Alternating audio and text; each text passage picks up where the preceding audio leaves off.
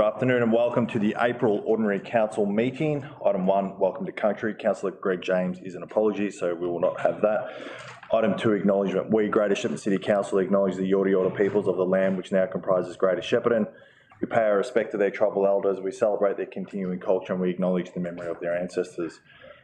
Item 3, privacy notice. This public is streamed live via our Facebook page and made available for public access on our website along with the official minutes of this meeting. All care is taken to maintain your privacy.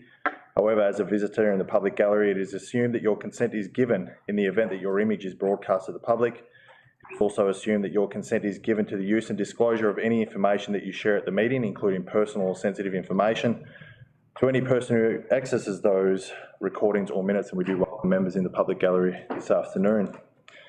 Item 4, governance principles. Council considers that the recommendations contained in this agenda gives effect to the overarching governance principles stated in section 9.2, Local Government Act 2020, and these principles are as followed.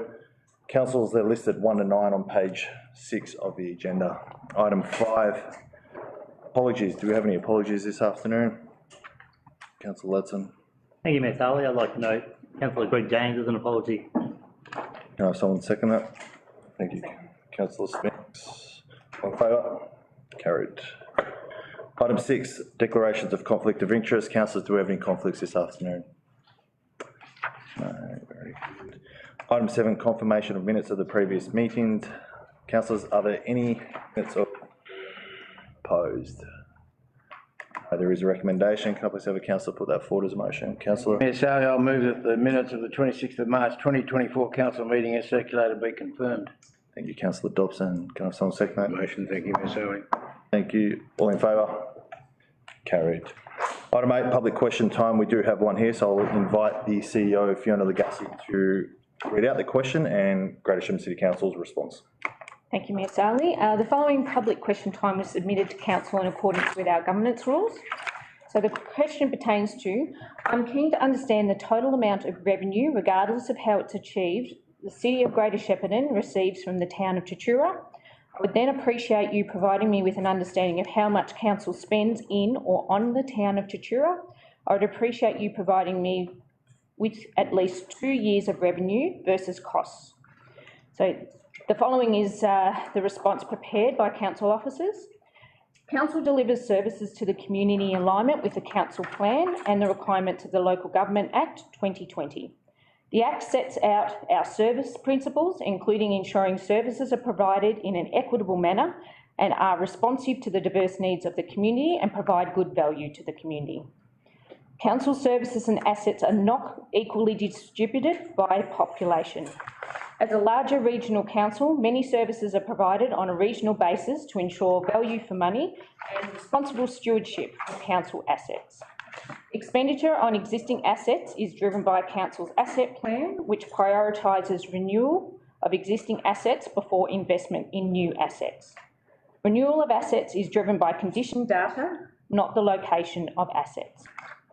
Council's revenues are not all fee-for-service. Most council services are public services, which are funded through general revenues. Council's largest general revenue stream is rates, which is a tax. Local government is required to prioritise service delivery in alignment with adopted strategic plans and policies, which consider the best outcome for the whole of the municipality. Council does not hold records that accurately represent the location of spend. This is not a requirement of the Local Government Act 2020, Australian accounting standards or council policies. Thank you, Fiona. Item 9, deputations and petitions nil received. Councillors, we go to page 9 of the agenda, item 10.1, which is Westside Performing Arts Centre long-term lease. There is a recommendation. Can I have a councillor put that forward as a motion, please? Thank you, Ms. Sally. I'll move that the Council authorise the Chief Executive Officer to 1. Enter into a lease with the Minister for Education for the Westside Performing Arts Centre, and 2. Sign all documentation and do all things necessary to complete works associated with entering the lease with the Victorian School Building Authority and the Department of Education. Thank you, Councillor Summer. Can I have a councillor second that motion, please? Councillor Summer, would you like to speak to the motion? Just as a general overview, we all know that Westside is heavily used and it's a much loved community facility, and it's clear that the Education Department does not intend to fund urgent upgrades as they believe the centre is superfluous to educational needs. However, if council were to take on the lease, we would have access to grant systems for external funding, and that will reduce the pressure on ratepayers. Essentially, we're between a rock and a hard place because without council's contribution in this lease, Westside would likely become another lost relic of Mooroopna, just like the hospital, bank, medical centre, Coles, school, amongst other things. So retiring Westside would not be an acceptable outcome for many avid thespians in our community. So I'm very pleased that this recommendation suggests saving the day instead of retiring another asset. It makes my decision very easy to vote in favour, and I look forward to personally attending one of the many events soon. Very good, Councillor Summer. Councillor Abdullah, would you like to speak to the motion? Thank you, Mayor Sali. I wholeheartedly support Councillor Summer's comments because given the significance of this facility to our region, it's a simple decision. However, I just want to sort of add this comment that it is disappointing to see that the department and the Victorian School Building Authority is not going to contribute to any capital works program, and the onus will be on the council. And as a lessee, you know, under normal circumstances, and then under normal commercial and residential lease arrangements, the lessor has a responsibility for ongoing capital works maintenance. But we are in this particular situation where we believe that we do not have a choice. It's a take it or leave it kind of a scenario. But it's just reflective of one of those hard decisions that council has to make, that we want to carry on with this facility. We want to continue its use for our community, but in doing so, we do not. We will be spending our own funds or hopefully external funds on the capital works program and maintenance of this building, because the maintenance is not going to be undertaken by the department. But nevertheless, all in all, it's a good direction and outcome. Very good. Thank you, Councillor Abdullah. Any councillors like to speak against the motion? Any councillors like to speak for the motion? Councillor Brophy. Ali, I'm certainly in favour of supporting this recommendation.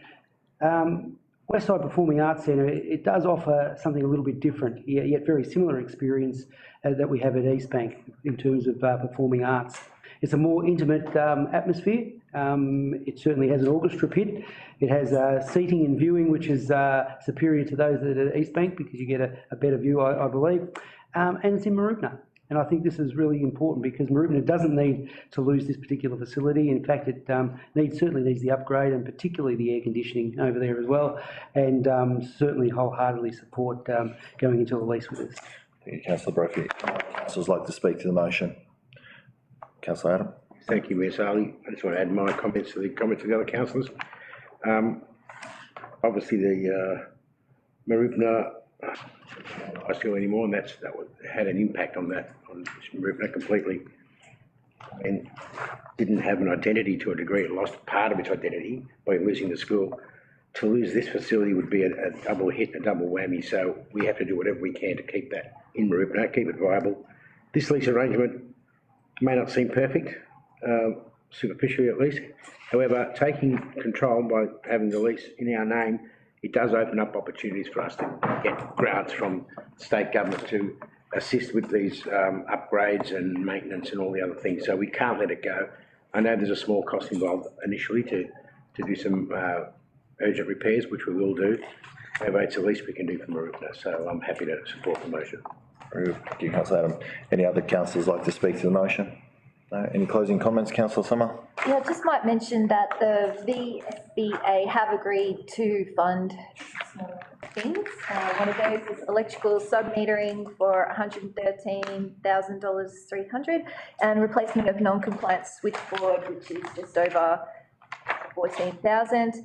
It doesn't come close to the cost of replacing the air conditioning and a very small funding for the security system, but it is a small contribution. Very good. Thank you, Councillor Summer. Councillors, will now go to the vote. All those in favour? Motion carried, unopposed. Councillors, we now go to page 17 of the agenda, item 10.2, 26 January Financial Implications Report. There is a recommendation. Can I please have a councillor put that forward as a motion? Councillor Brophy. Thank you, Mayor Sali. I would like to put forward the following recommendation, which is different as per what was printed in the booklet. So,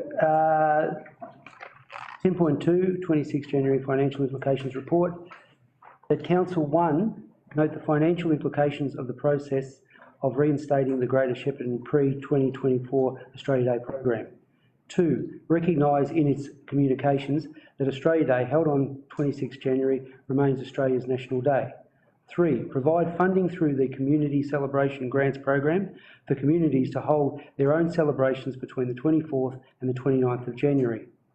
4, conduct a citizenship ceremony and community celebration awards in Shepparton by the Greater Shepparton City Council on the 26th of January 2025. And A, post 26th of January 2025, Council re-establish a Shepparton Australia Day Committee. And B, post 26 January 2025, that the Shepparton Australia Day Committee receive funding through the Community Celebrations Grant Program to hold their celebrations between the 24th and the 29th of January.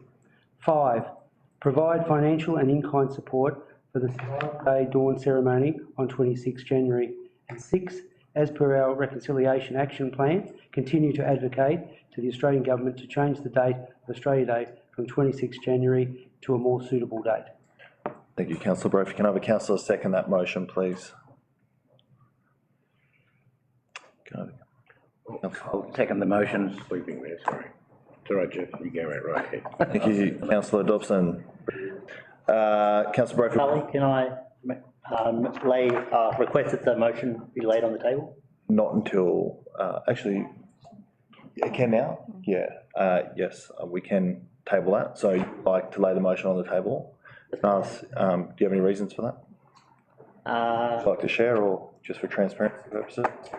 For the absence of Councillor Greg James, he would requested that he'd like to speak to the motion, and because he had a medical appointment, he was unable to be here today. Thank you, Councillor Ladson. So, councillors, what we have obviously now in front of us is the motion being requested to lay on the table. Very simply, we go to a vote.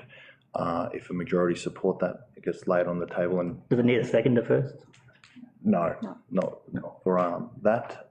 And obviously, if it's not supported, we just pick up where we were, which was obviously I was going to go to Councillor Brophy to speak to motion. So, councillors, all those in favour to lay the motion on the table? Very good. Those against? That one is lost. Councillor Ladson, we'll pick up where we left off. So, Councillor Brophy, would you like to speak to the motion? Thank you, Mayor Sarley. Can I first acknowledge the executive of the Greater Shepparton City Council, and particularly the Community Directorate and their staff, who have over the last 2 to 3 years worked passionately and fairly on this particular item. And I certainly do appreciate the response to the report that I had put through as a notice of motion back in February in a timely fashion. So thank you very much for doing that. As alluded to by Councillor Ladson there, I also like to acknowledge Councillor James. Unfortunately, people were asking, he does have a medical procedure today. And I think if anyone sitting at this table feels that in regards to Australia Day or the 26th of January, it is Greg, because we haven't walked in his journey, and we haven't walked in his shoes, and we certainly haven't walked in his skin. So when he says that how he feels about it, we do listen, and we've appreciated his commentary in the last 2 to 3 years and what he's presented to us. We have from the outset as councillors tried to unite and not divide. However, through the actions put forward and the recommendations that have been passed in trying to achieve a better way forward, this January gone, we clearly missed the mark. This recommendation that I've put forward there, whilst not going to satisfy everyone in the community, does, I believe,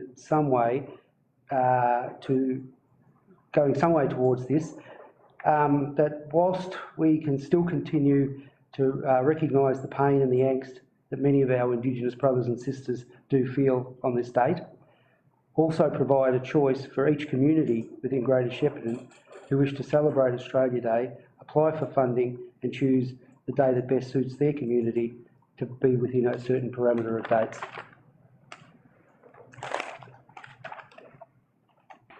As well as re-establishing the Australia Day Committee, I would have liked to have been operative this year. But logistics in getting that organised, applying for the funding, running the event, which is only 8 months away in time, might be too big a challenge to achieve. So council, what I put forward is to run the Australia Day. What I put forward is for council to run the Australia Day in January 2025, with a new committee taking the helm thereafter, and again determining a date and the type of celebration that they will run. Funding will also be available to the Survival Day Dawn ceremony, and should any other groups apply for something similar, it will be considered as well. Can I make note that in the last few weeks I've been going through my diaries and throwing things out.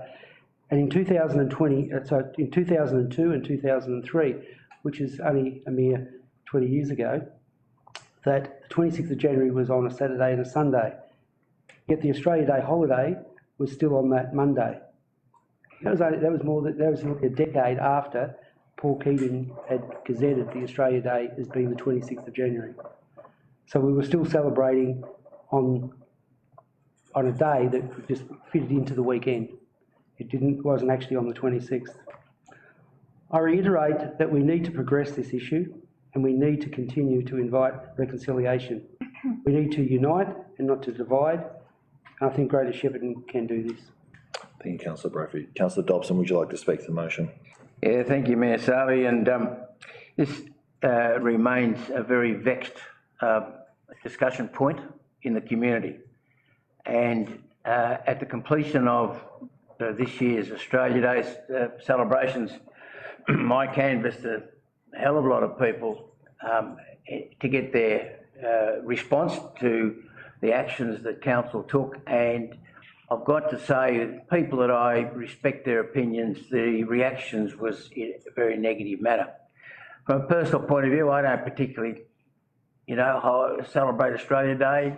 I think it's the wrong date myself, 26th of January, but that's a personal opinion. When I'm talking here, though, I'm talking on behalf of the council, and that's the manner in which I talk. I'd also like to acknowledge that this council supports Sorry Day activities, NAIDOC Week, the Apology Breakfast, Survival Day Dawn Ceremony, the Rumballara Co-op, Manara Centre, and of course we have a number of employment opportunities within the council. So all of these issues says to me that this council is a real partner with First Nations people. However, on the vexation day, or whatever you want to call it, being Australia Day, the community has told us at this point of time that this is not an issue that local government's to be involved in. It's a national issue, and therefore I agree with the mover is that we continue to advocate the Australian government to change the date of Australia Day from the 26th of January to a more suitable date. And are there any councillors that would like to speak against the motion? Councillor Spinks. Thank you, Mayor Sally. I have been working so hard to create a compromised outcome that I haven't even prepared a speech, so I'm just going to speak what I think, what I feel, what I know. I want to vote against everything that is on the table right now. I hate that we are going to even consider backing down from the incredibly courageous and right, just decision and position that we took. That was the result of 3 years of incredibly hard work by this organisation, by intimate and deliberate communications with our Aboriginal and non-Aboriginal communities to truly understand, to truly listen to what the date of January 26th and what Australia Day meant to our communities. And we created an outcome that moved us forward in a meaningful and authentic way. And the moment it got hard, we turned around and we tried to undo it. And even then, I was willing to support the call for a report because I was willing to have the discussion about what you felt didn't meet your expectations. And at that time, in the meeting in February, that particular debate transgressed into something that, quite frankly, made me feel sick to be a part of. And that was deeply regretful, but I stand by that we went down this path of a report. I argue that we didn't hear from the entire community saying that we should be, that they weren't happy with it. We heard from a part of the community. We also know that a part of the community is harmed by the date of January 26th. And there is a reality that an even larger part of the community don't care at all and are completely apathetic about that date, or they celebrate in the comfort of their own homes, whatever that means to them, or they mourn in the comfort of their own homes. So we are bending, we are breaking because of a minority. And it's not the minority that we're trying to prevent harm to.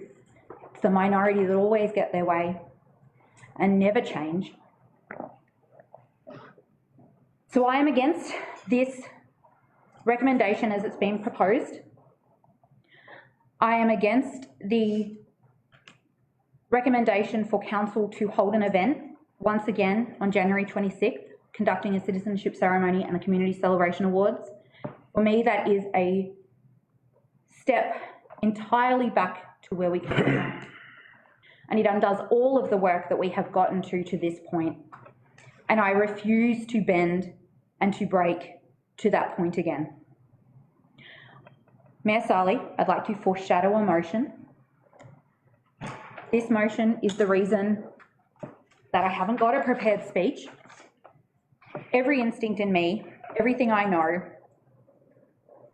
says that I should just vote against this, that I should just stand true to the original position that council made to acknowledge January 26th as a day of mourning and to not hold any responsibilities on that date, to not provide funding on that date. That for me is the truest and most correct outcome. But I also know that if I do that, this recommendation is going to get up and we will step all the way back to where we started. And the consequence of that is that we will have, I would argue, irreparably damage our relationships with our Indigenous populations, that we will have broken all of the trust that they gave us in sharing their hurt and their voices with us. And so I am proposing to compromise. In my foreshadowed motion, I propose that we stand true to the recommendation that council has put forward, and in that we stay true to the original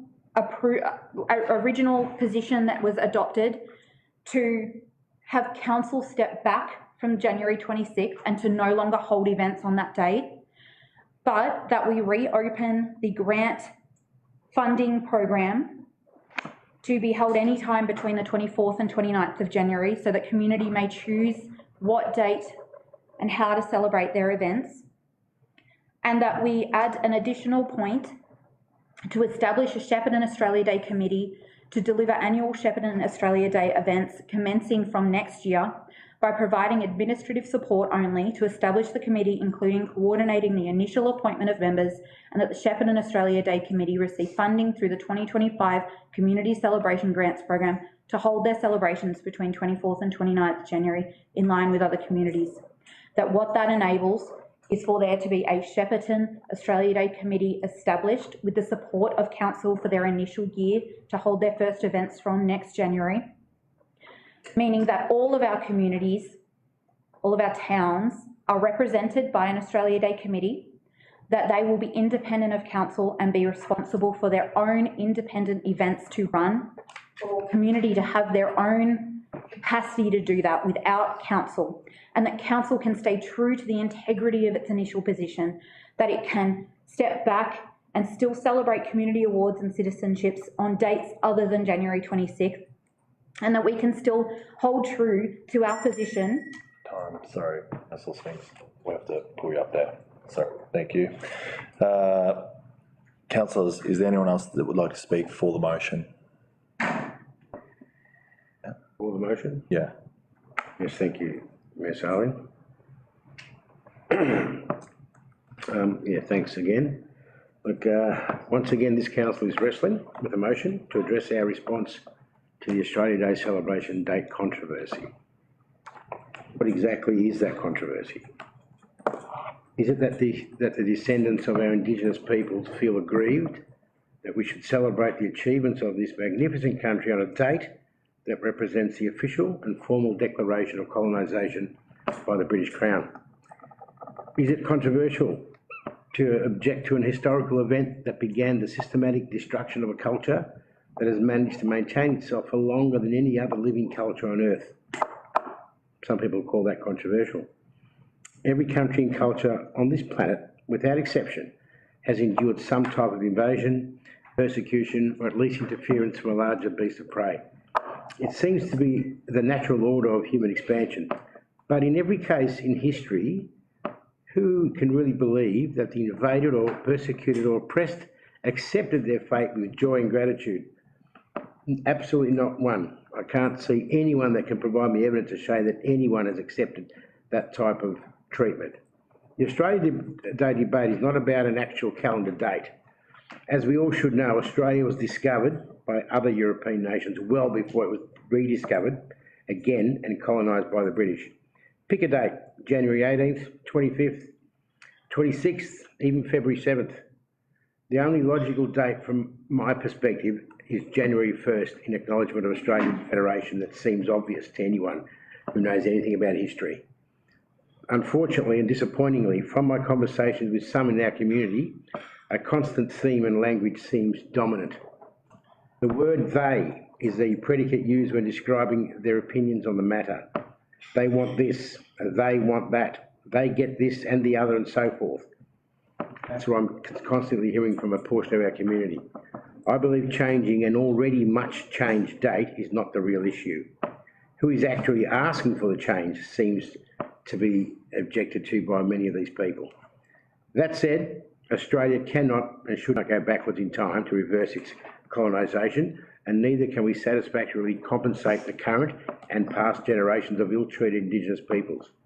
What we can do at the very least, though, is not celebrate Australia Day on a day that is mourned as a start of the destruction of a culture by our Indigenous communities. I believe Council's role is to support our First Nations people as a significant part of our community by advocating to the federal government, as we have stated in past motions and as is stated here today in today's motion. As I've stated myself in past motions, and again I'll say it today, this should be, in my opinion, the extent of our position.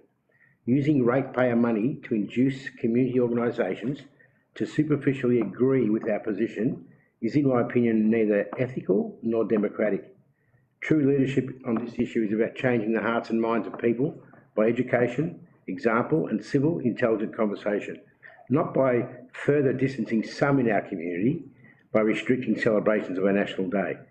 Until such time as the federal government change the date by legislation or referendum, as a council, I believe we must respect that national position. The end result of councils altering the federally gazetted date of Jan 26 is a dilution of what Australia Day should represent. I want to amplify Australia Day and its celebration by encouraging all Australians, especially our Indigenous peoples, to be part of those celebrations, but not only part of it, to be the foundation of those celebrations. I support this motion here today only because of the point which refers to our constant advocacy.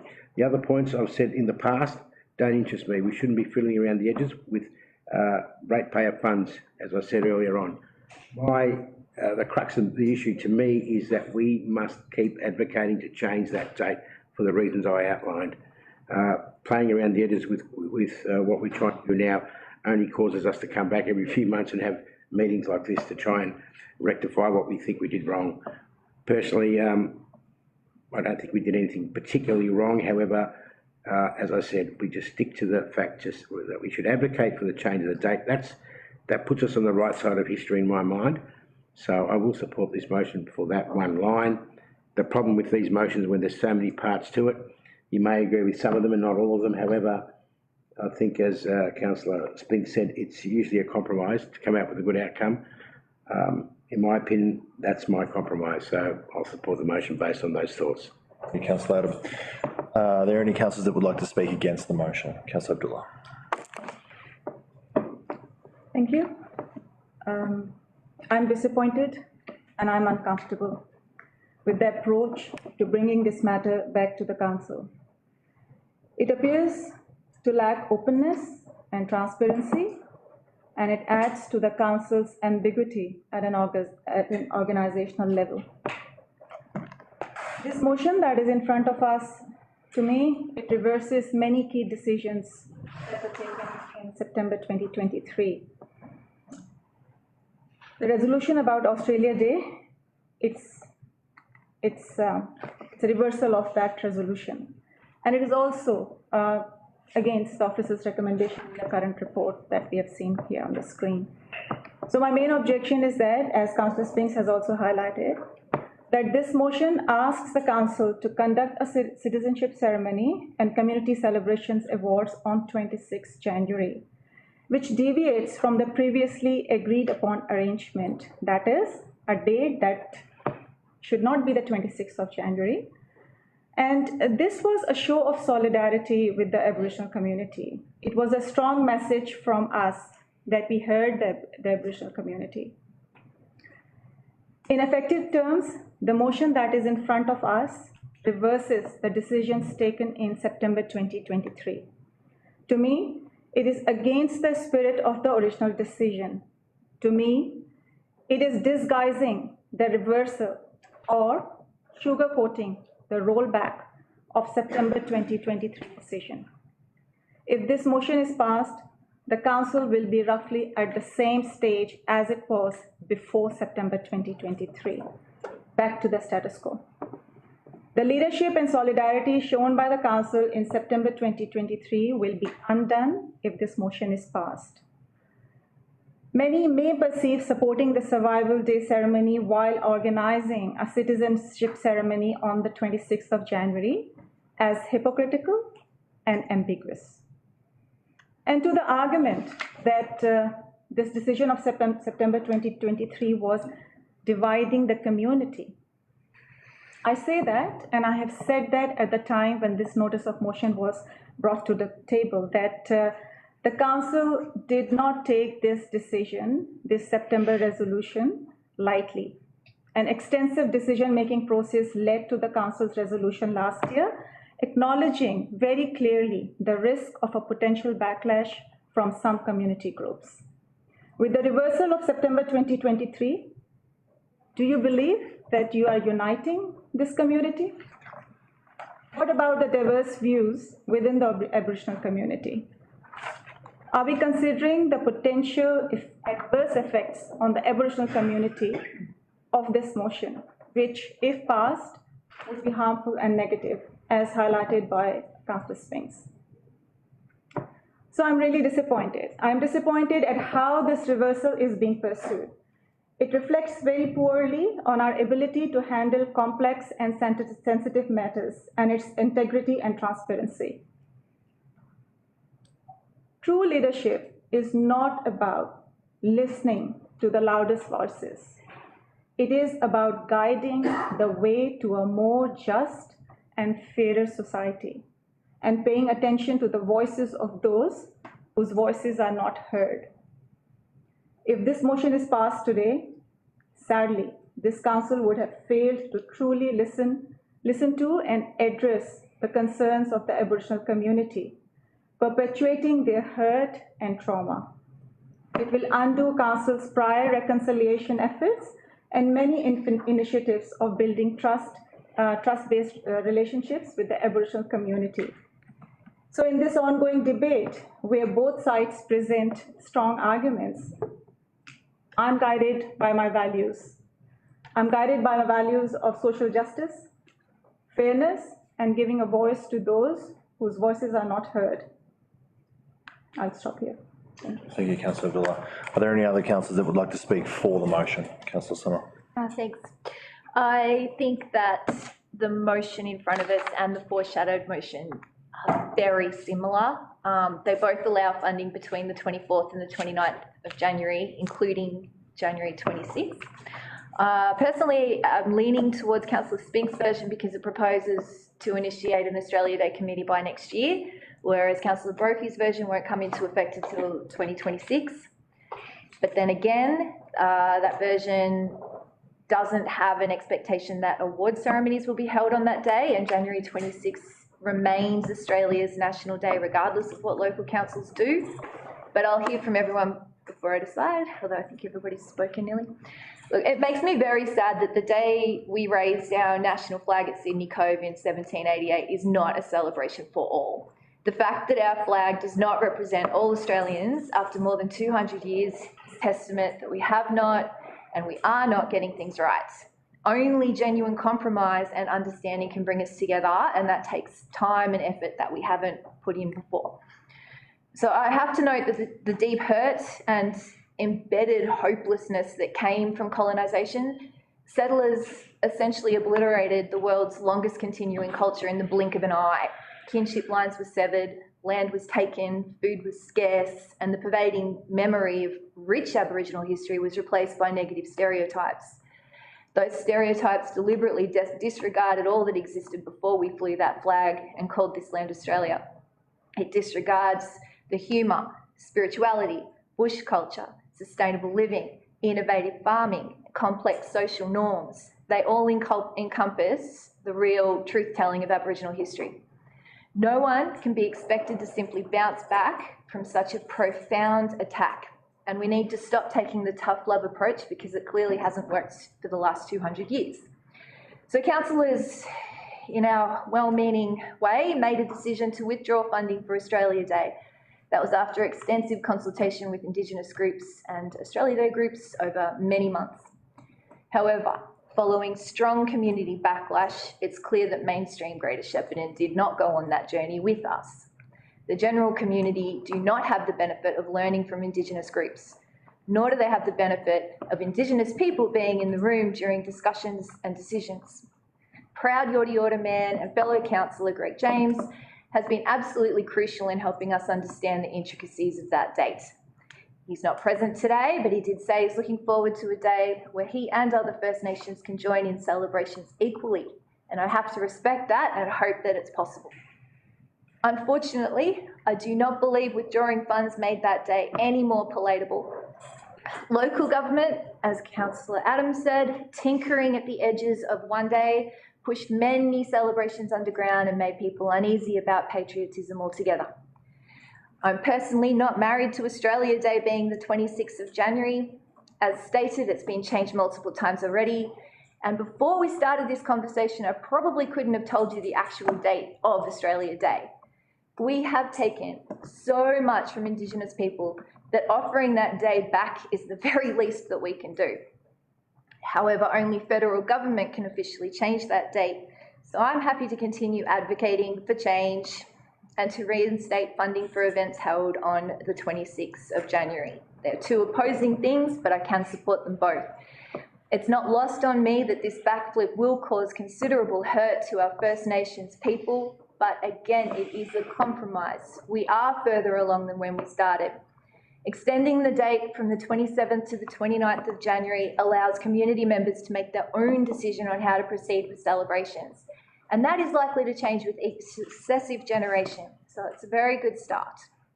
I fear we've caused more damage by trying to do the right thing, and I sincerely hope that we have not compounded mistakes of the past. This is a lesson for us and for all councils to proceed very carefully when dealing with culturally sensitive matters in the future. And I'm really stuck on which one to vote for. Thank you, Councillor Summer. One clarification, Mr Mayor, the Australian flag wasn't raised in 1788. That goes to show how politicised this history has become. There was no Australian flag I googled in it. existence. Thank you, Councillor Adam, and thank you, Councillor Summer. Are there any other councillors that would like to speak to the motion? Did you want to? Against? Oh, two against, four or against Councillor Latson. Thank you, Ms. Ali. Golba Gaka Aganya, Yorta Yorta Waka. Come, walk with us. Take a moment to let that sink in. Golba Gaka Aganya, Yorta Yorta Waka. Come, walk with us. I love Australia, and I truly believe that the day that all Australians can celebrate our great country together will inevitably change. It's been changed before, and true leadership will change it again. Until then, every 26th of January, Survival Day. Sovereignty was never ceded. Thanks, Councillor Latson. Before I go to some closing comments, to Councillor Brophy, and obviously before we go to the vote to consider a potential foreshadowed motion, I mean, it's been a very difficult time leading up to the decision last year and more recently coming out of this year's January 26th events. And Councillor Spinks, we've spoken multiple times, and I think with what's in front of us, and unfortunately you can get really caught up in a lot of the things that are in front of us, the multiple dot points, the multiple numbers, and you sort of probably lose track a little bit of what is it effectively that we're wanting to see here in an outcome. And I've shared my view with councillors as simply as possible that the intent last year was there, the good intent of what we wanted to achieve as a council. But unfortunately, getting through to this year's Australia Day, majority of our community groups chose to still hold events on Australia Day, and effectively it went against completely what we were trying to do, which is encourage those to pick an alternative date and still be able to absorb some funding. Coming out of that day, it was very clear that the points that were made to me was the expectation for council to provide funding for community groups who deliver good events, great events for their local community. They know their local community better than anyone, and that is the likes of your Taktura, your Murchison, Dookie, and other small towns within Greater Shepparton. But also Shepparton wasn't able to have an Australia Day event this year because it was obviously controlled by Greater Shepparton City Council. My main priority is to provide funding for all community groups to hold an event that is special to them and get access to that funding. And then our community can choose what they want to attend on January 26. That is what my goal is. The points around council facilitating is that logistically, and this is information, and although Councillor Brophy has clearly stated from beyond 25, I would be expecting, and I'm happy to, sorry to put you on the spot, Fiona, that wherever this possibly ends up, and if it ends up being Councillor Brophy's motion, that council would start the process to engage a Shepparton committee to possibly see them deliver an event or some sort of activation in January 2025, which would remove council from facilitating that event. That is the intent that we are looking for, and we want Shepparton to fall into the category of Taktura, Dookie, where they can get access to funding. You do what you want to do on your day, and whoever wants to attend can attend. I think Councillor Adam mentioned that our core priority, and we've done it on multiple occasions, more than once, twice, I think 3 times now, that we have written and advocated, we have raised this in federal parliament about a more suitable date, a date that all Australians can come together and celebrate arguably the greatest country in the world. And that is not lost on me of how we can do that. It is unfortunately something that the federal government don't have an appetite for at this particular point, but I see some possible change taking place, and I'm too one of those that aren't really fixed on the 26th of January. I'm about bringing people together that we can celebrate the good stuff that happens in this country without bringing the hurt that goes with it. So our responsibility here is to provide opportunities for community groups to get access to funding, to deliver an event that is special to them, and whoever wants to attend can attend. We are providing, and still will, and would be expected, Survival Day Dawn ceremony will still be an ongoing feature of Greater Shepparton City Council's calendar, and one that is financially contributed to and has been for a number of years, and that would still be an expectation. And then post that event, if someone wants to hold an Australia Day event, that is up to them. The logistics of having it achieved January 26 next year without having council help drive the committee and get things going could run the risk of Shepparton not having an Australia Day event because council used to do the Australia Day event. We want to remove that and put it in the community's hands. They need a bit of guidance.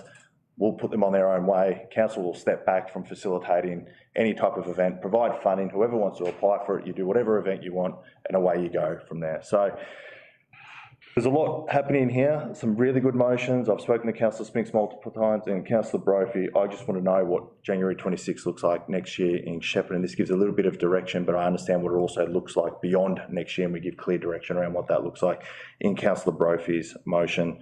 Very difficult space to speak in, very, very challenging.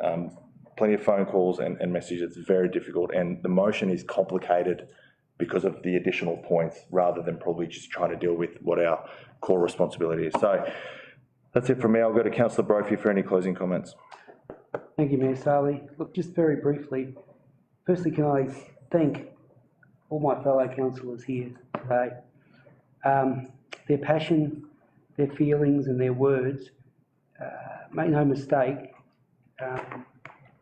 they do care. They do care because that's the emotion that they've shown today. It's not a light decision, and it's not easy just to put in a different recommendation or change recommendations. A lot of listening goes on and a lot of understanding tries to go on. I don't necessarily see this as a backing down.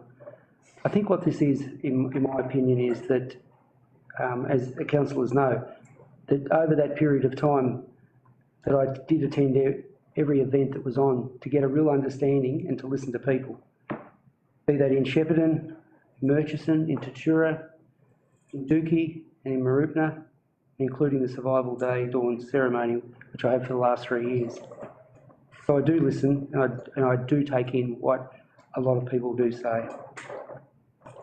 Putting all that together. Sometimes you do have to shift the setting for us sometimes to move forward. And I think this is what we're trying to do and trying to achieve. Ultimately, as a number of councillors pointed out, it's the federal government is the authority who can actually change the date. We all love our country. We love all the good things that we all stand for here. And we need and we must come together. Thank you. Thank you, Councillor Brophy. Okay, councillors, we will now go to the vote. All those in favour? Against?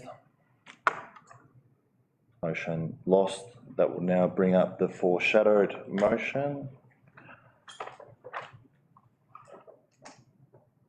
Lost. Councillor Spink, did you want to read out your foreshadowed motion? Before we go, sorry, Mayor Sarley, could we have a division? Yes.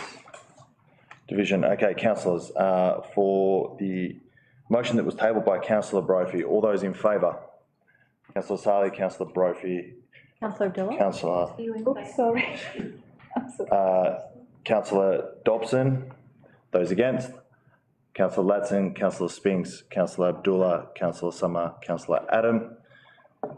Motion lost. That obviously brings us to the foreshadowed motion from Councillor Spinks. Did you want to read that out, Councillor Spinks? Thank you, yes, I will. I move that from 2025, the council, 1, note the financial implications of the process of reinstating the Greater Shepparton pre-2024 Australia Day program. 2, provide funding through the Community Celebration Grants program for communities to hold their own celebrations between the 24th and 29th of January. 3, establish a Shepparton Australia Day committee for annual Shepparton Australia Day events commencing January 2025 by providing administrative support only to establish the committee, including coordinating the initial appointment of members, and that the Shepparton Australia Day Committee receive funding through the 2025 Community Celebration Grants program to hold their celebrations between 24 and 29 January in line with other communities.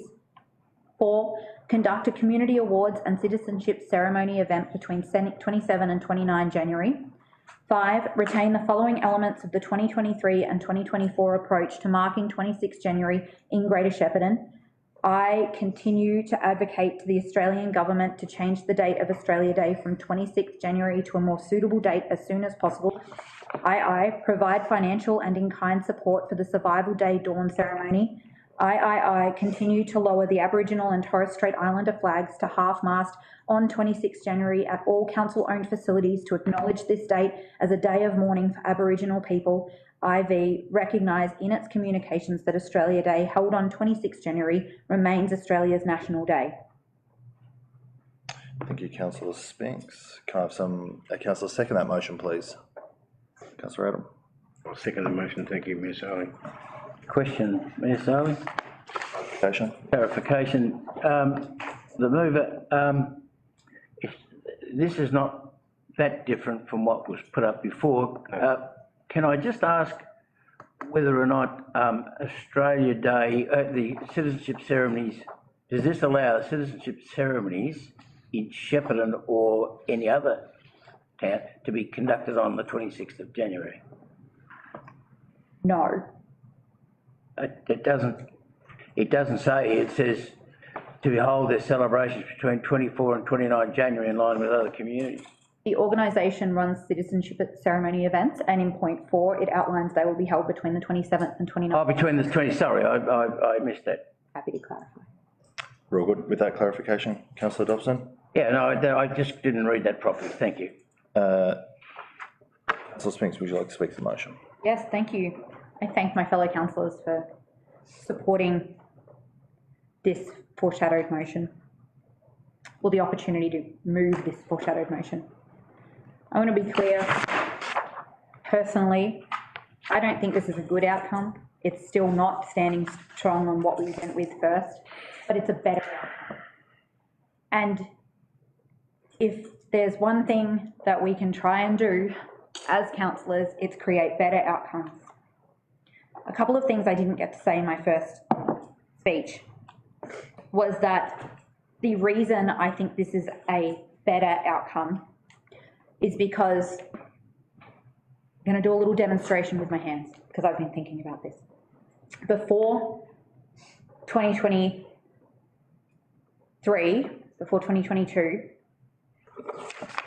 the Aboriginal community and the non-Aboriginal community and council existed back here with the status quo. What we tried to do was move us forward, but in doing that, council and the Aboriginal community moved forward and the non-Aboriginal community didn't. I'm being general, but it's true. And it created a gap that let awful rhetorics and narratives loose into our community. What I was proposing is that Councillor Brophy's motion asked us to step all the way back to the non-Aboriginal community and to leave the Aboriginal community stranded forwards with no support. What my motion in the middle is trying to do is to ask us, council, to just step back into the middle. Not all the way, but not giving up on what we were trying to do. This motion still reinstates the ability for grants to allow for any of the dates between 24th and 29th to hold celebrations, and it supports the establishment of a Shepparton Australia Day committee to hold their first event from January 2025 to make sure all of our communities have Australia Day committees to hold their own local community relevant events. But it allows council to stay true to the original intent of our position to recognise January 26th as both the nationally recognised Australia Day date, but also the day of mourning that it is to our community and to all Aboriginal communities. As a very quick and small anecdote, I happened to be watching a cooking show the other day, and they were cooking a bread recipe that was 300 years old. And I thought to myself, that bread is older than our country. We are so new. We are so young. We are children trying to work out our country and what works for the people who exist here. We talk about majorities. 300 years ago, there was only one majority. What would they think about what we're doing today? We have so much to learn. We have so much further to go as a country and as a community.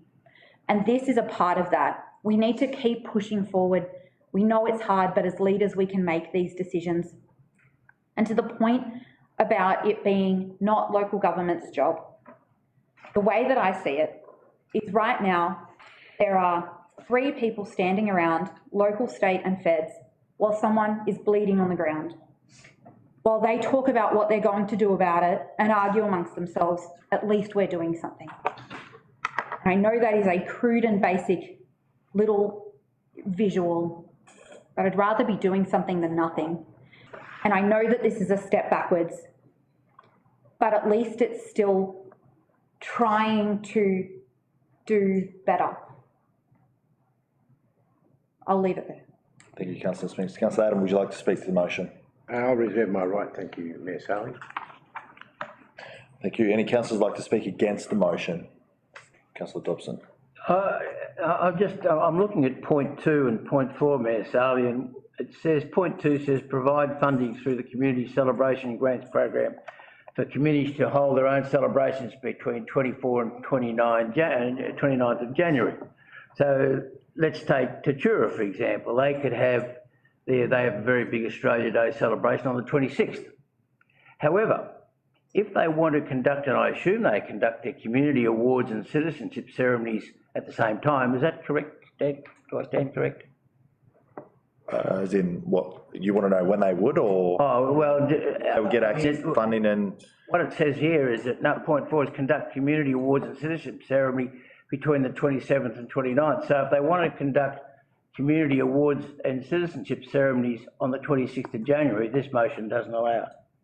Can I get, sorry, you want clarification? Yeah, I want, that's as I read. Am I reading it wrong? By that, please, as to how that would look regarding the, so we understand citizenship awards council conduct and we do that, but the community awards, if we use the example that we are, this motion proposes to reinstate funding to hold an event on the 26th of January, if that's what our community groups decide to do, if they want to conduct the awards on that day, would they be able to do that as well? Clarifying, so if they were wanting to conduct their community awards between the 24th and the 29th as part of their general celebrations, yes, that's what that is supporting. Community awards on that day as well. So the only thing that wouldn't be conducted on the 26th of January would be potentially, well, it actually wouldn't be, is a citizenship ceremony. It says community awards and citizenship. Yeah, so can we... May I clarify my intent? So this motion moves that the council organisation will hold a Greater Shepparton Community Awards event between the 27th and 29th. What local communities choose to do on theirs is completely up to them as a part of their community celebrations. So Tatura can do it, So Tatura can celebrate their Tatura Community Award receivers, 26. but Greater Shepparton City Council will provide a community awards ceremony event or a community awards event between 27th and 29th, celebrating all of the Greater Shepparton award winners as they have done always. Okay, and I just want to get clarification that if a Shepparton Australia Day committee is established, The intent would be that they would. the Shepparton awards would take place on that. So the only ones that Greater Shepparton would present would be the Greater Shepparton overarching awards outside of the date of the 26th, so on the 27th or 29th. Does that clarify? Oh. Probably answers it, but it's probably not the answer. No, I'm a bit confused, but anyway. Okay, would you like to speak against the motion? Oh, no, I just...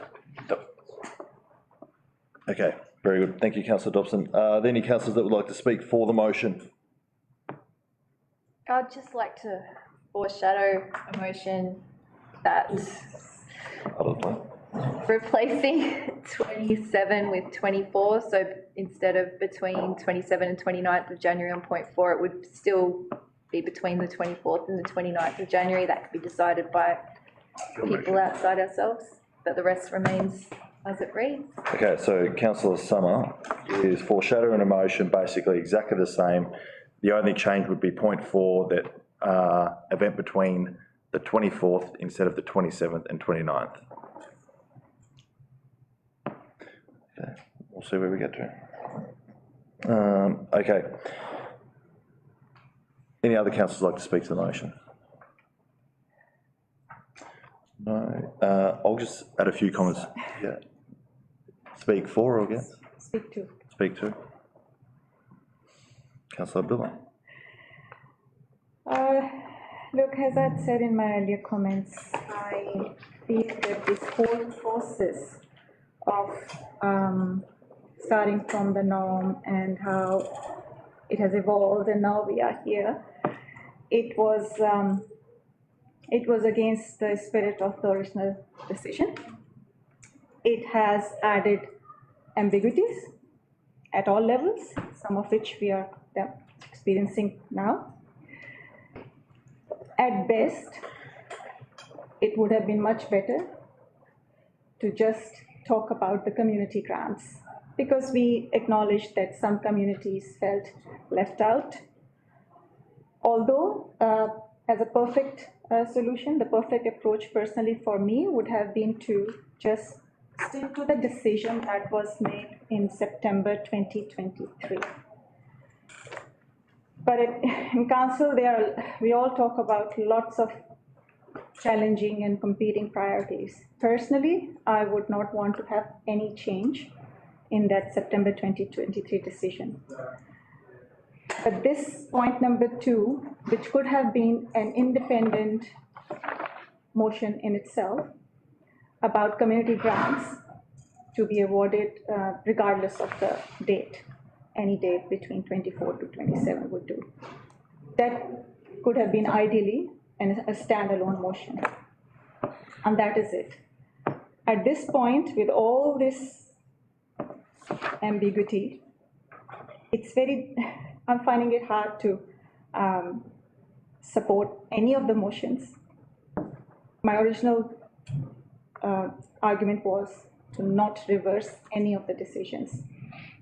And I'm still thinking. I think I'll be thinking towards the end until the last minute, till we all raise our hands up. But the Councillor Spink's foreshadowed motion, the motion that we are discussing now, it is, to me personally, it is a compromise. It is better than what was proposed in the earlier motion tabled by Councillor Brophy, because that motion was talking about holding a community awards, a Greater Shepparton Council to hold a community award ceremony and citizenship ceremony, which I believe is the Australian citizenship ceremony, or Greater Shepparton, yeah, that is the citizenship ceremony we are referring to. There are two things. One is the community awards that we award young Shepparton of the region or whoever. That's the award part, and the citizenship ceremony, which is the pride of the region, the pride for all the new migrants who will be awarded Australian citizenship. So those two were very, very distinct and specific events that Greater Shepparton Council used to hold on the 26th of January. And in September 2023, the decision was made to not have that event on the 26th of January. So in that sense, my personal position now is that Councillor Spink's motion presents a better compromise. It's still not the perfect one. The perfect would have been to not disturb that September 2023 decision. But that's the clarity. I thought I will sort of offer my own thoughts and some clarity around the citizenship awards in this particular motion. Very good. Thank you, Councillor Abdullah. Any other councillors like to speak to the motion? So just so I can be really clear, citizenship ceremonies, we did 9 last year, just so people are aware. So, and a lot of people don't realise actually that we do a lot throughout the year.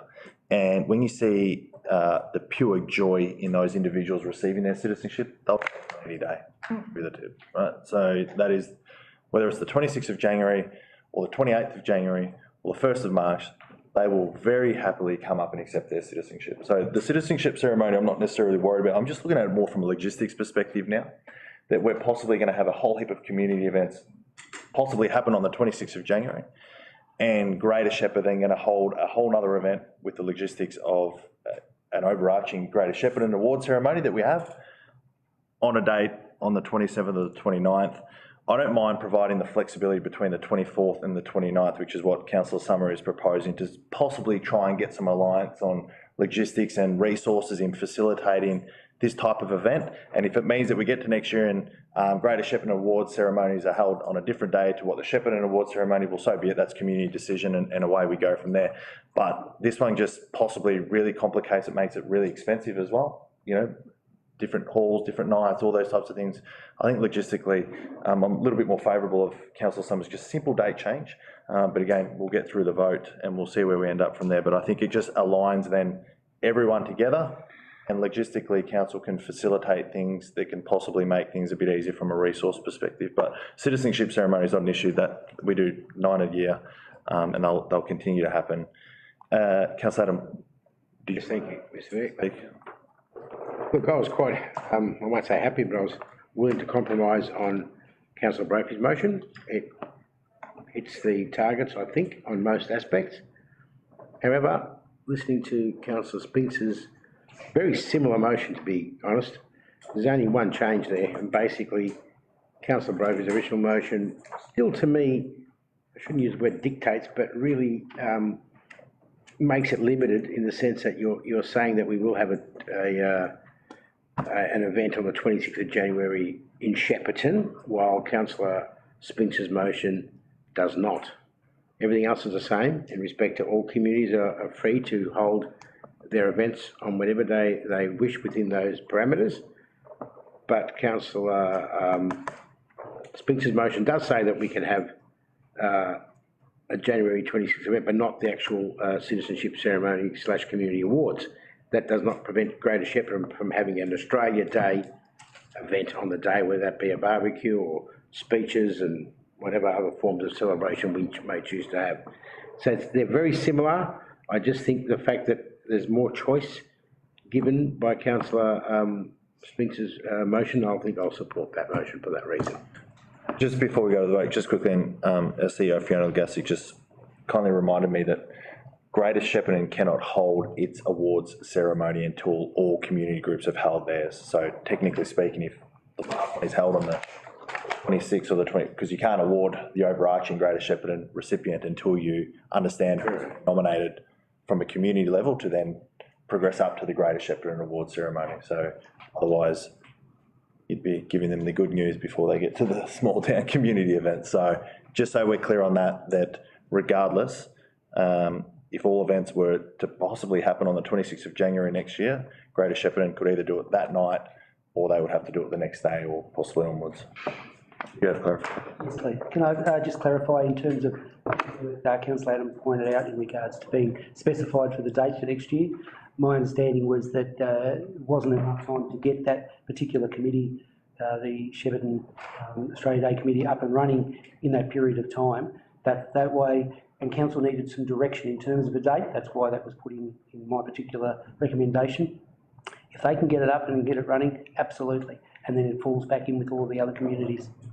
Okay, fine. All right, councillors, just before we go to the vote, we're very clear on what we're voting on now, as well as the proposed foreshadowed motion, which realigns all dates from the 24th to the 29th, being what councillor has proposed. We will now. Councillor Brophy's motion. Do I get a right to reply? Oh, yes, you do. For a reply. Thank you. Closing comments, sorry.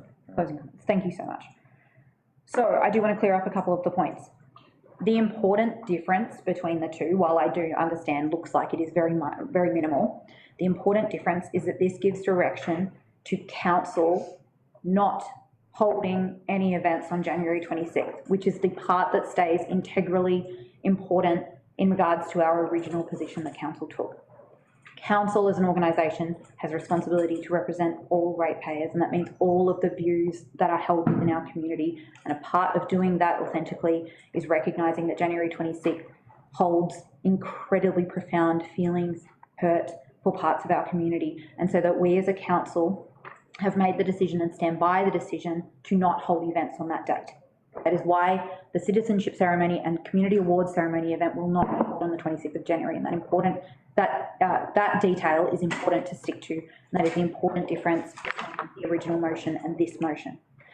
I also recognise and understand where you're coming from, Councillor Abdullah, in terms of ambiguity, but I argue that this provides council, the organisation, with clarity in terms of what that day will look like as an organisation, and for our community to understand that funding will be provided and that their Australia Day committee events are supported to hold events in all of the townships in the way that feels right to them.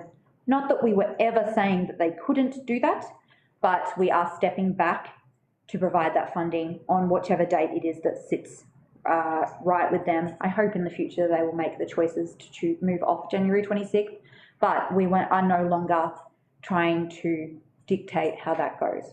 That is the compromise for me. Okay. And one final point in regards to the 27th to 29th, asking for that to be expanded, just to clarify and reiterate that the benefit, if there was any benefit that we saw from the community January 26th experience this year, it was that it allowed the communities to celebrate their events and award their local community members outside of council doing it as a Greater Shepparton perspective, and this way we can do it afterwards and recognise them all as a municipality rather than local. So. Very good. Okay. Thank you, Councillor Spinks. Okay, councillors, we will now vote on Councillor Sam Spinks' foreshadowed motion. All those in favour? Against? Motion carried.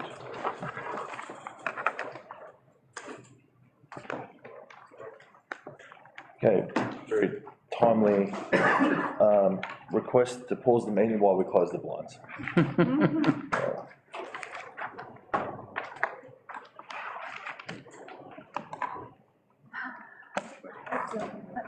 Telling community.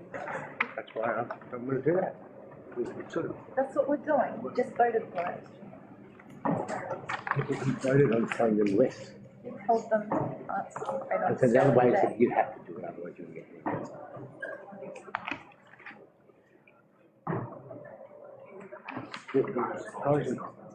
motions.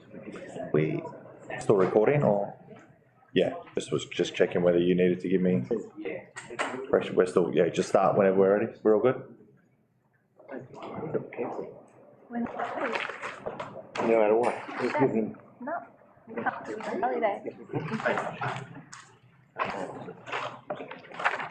Ceremony. Okay, Holiday. we're all good? Easy. All right, guys. Councillors, well done with that one there. Big commitment. It just highlights how important the issue is and the sensitivity that lies around it. So,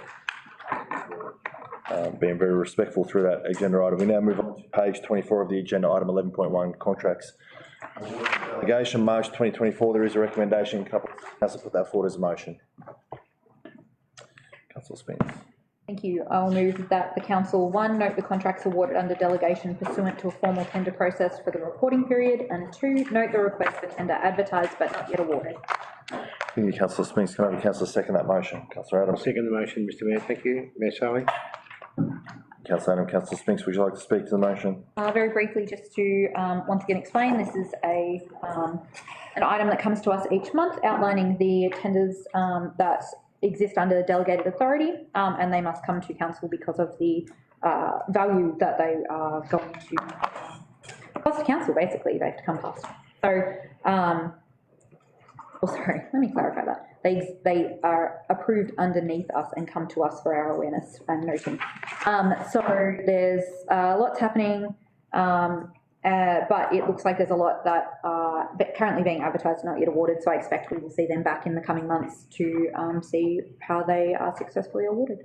Thank you, Councillor Spinks. Councillor Adam, would you like to speak to the motion? Extremely briefly, just to mention that many of these projects are all road related, culverts, boring things that normally to the community. However, these things are really needed to be upgraded for the safety of our community, so I'm glad to see that we're moving forward on all those projects. Thank you, Councillor Adam. Any councillors like to speak against the motion? Any councillors like to speak for the motion? Any closing comments, Councillor Spinks? No, thank you. Councillors, we will now go to the vote. All those in favour? Motion carried and opposed. Councillors, we go to page 27 of the agenda, item 11.2, review of governance rules, public consultation. There is a recommendation. Can I please have a councillor put that forward as a motion? You're going to move on. All right, thank you, Mayor Sally. I'll move the motion that the council endorse the draft governance rules developed under section 60, including the incorporated draft election period policy under section 69 of the Local Government Act 2020 as attached. Point 2, in accordance with section 60.4 of the Local Government Act 2020, endorses the following processes of community engagement with respect to review of the draft governance rules. A, publication of a notice of council's website and social media sites which which invite submissions from members of the public in respect to the draft governance rules in 14 days from the date of publication of the notice. B, give consideration of all submissions received. Point 3, authorises the Chief Executive Officer to take such steps as are necessary to give effect to this resolution. And point 4, note the report will be presented to Council in July 2024 to consider the adoption of the final governance rules. Thank you, Councillor Adam. Can I have a councillor second that motion, please? I'll second the motion as put out by Councillor Adam. Mayor Sally. Councillor Adam, would you like to speak to the motion? Yeah, just briefly, again, these are our governance rules adopted on the 18th of August 2020. Governance team undertaking a review of the governance rules in line with the 2024 general election, marking 4 years since their adoption. So this is going out to public opinion. That's what we're doing here.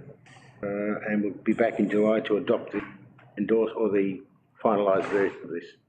Thank you, Councillor Adam. Councillor Dobson, would you like to speak to the motion? Two important points, Mayor Sally. The introduction of the appointment of acting mayor in the event that the mayor and deputy mayor are unavailable to perform their duties. If that was taken on an age basis, I'd get the job, and if it was taken on an experience basis, Councillor Summer would get the job. The improved clarity regarding councillor attendance at virtual or hybrid meetings, and this has become more and more of an issue over the time because we're attending more online meetings. Directions where a quorum can't be maintained due to a conflict of interest and reintroduction of alterations. This is an interesting one. The next one is the introduction of subject matter experts to consider notices of motion that may present higher extreme risks to the organisation. And around the world at the moment, you know, the whole world is facing more and more extreme risks, and I'm glad that this council has recognised this and stepped in early to do something about it. Improved clarity around the submission and acceptance of petitions, specifically in the electronic form, and inclusion of obligations regarding conflict of interest, which is also a subject that comes up frequently, not only at this level of government, but at both state and federal. So some key changes there, Mayor Sally, and I think it is, I suppose, a bit of a tick and flick, but I really endorse some of those alterations, they're key alterations that have been mentioned. Very good. Thank you, Councillor Dobson. Any councillors like to speak against the motion? Thank you. I don't think these are particularly urgent changes, and if we were going to release this public consultation, there are quite a few other things that I would have personally liked to have changed and looked at. The one I really take issue to is the introduction of subject matter experts to consider notices of motion that may present higher extreme risks to the organisation. I think that's a huge overstep. Under no circumstances should we formally appoint external people to assess councillor notices of motions. The proposed subject matter experts are not democratically elected and will be tasked with making largely subjective decisions about what we can discuss around the table. Already, our governance rules have provision for the CEO to inform councillors of any legal or financial risks to their notice of motions, and that is enough. If we move this draft, we're risking limiting our right to serve our community by putting red tape around what we can or cannot achieve. If anything, we should be releasing a draft that opens our influence more during meetings. Governance rules are essentially our guide to being effective, but we don't tend to give them the attention they deserve. Instead, we've adopted a state template that limits the definition of amendment to something that cannot change the intent of what's already on the table. And I'd argue the last item around Australia Day could have gone more smoothly and more transparently if we were able to move amendments instead of foreshadowing motions that are not read out at the meeting. I struggle to see how amendments are any different to an alteration and is practically limited to spelling mistakes or grammar. If you try telling a politician in state or federal government that amendments can't result in significant change, they would laugh at you. I can honestly say that these rules are not designed for robust debate because I've tried to be effective and been hamstrung many times. I do not support the panel, and I urge you all to think twice before simply waving this through because it has huge implications on democracy within local government. Thank you, Councillor Summer. Any councillors like to speak for the motion? Councillors like to speak against the motion? No? Any closing comments, Councillor Adam? Yeah, just briefly, obviously this goes out to the public for 14 days, then comes back to council for our consideration, so that's important.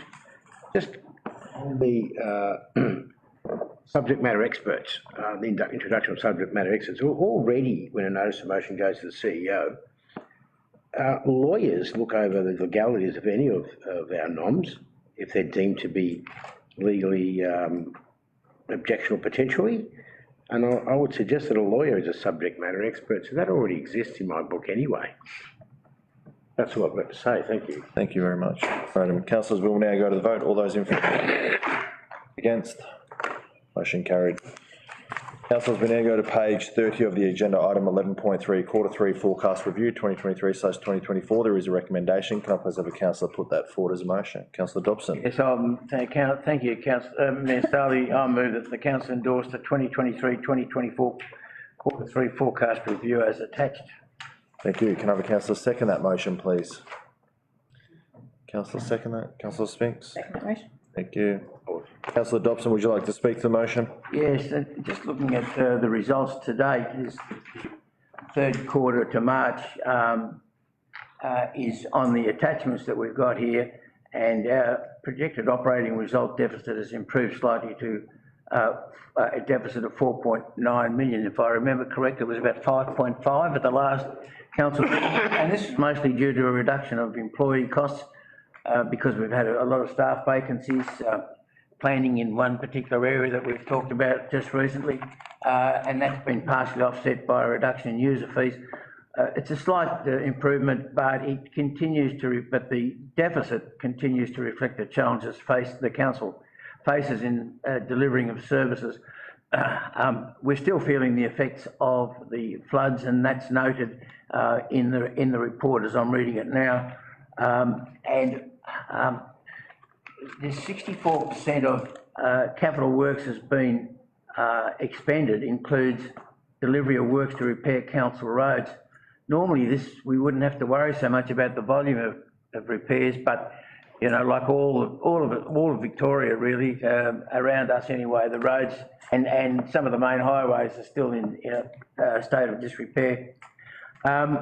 I'd just like to point out something else which I always find more important than anything, and that is that our loans and borrowings against a percentage of rates. The adopted budget said that we had to have a position of loans and borrowings as a percentage of rates is 19%. Our actual is 18%, so that's within the band, and that's very good. The review says that will stay at 18% over the forecast review period. Current assets as a percentage of current liabilities, and always this is an interesting figure because most of the current assets are rates yet to be paid into the council, but the actual year-to-date percentage current assets against current liabilities is 231,000, but the forecast is the adopted forecast was 155 for Q2, but the Q3 says that now that will be 161%. 161% still within a very good ratio to have. That means liquidity is in a very good position.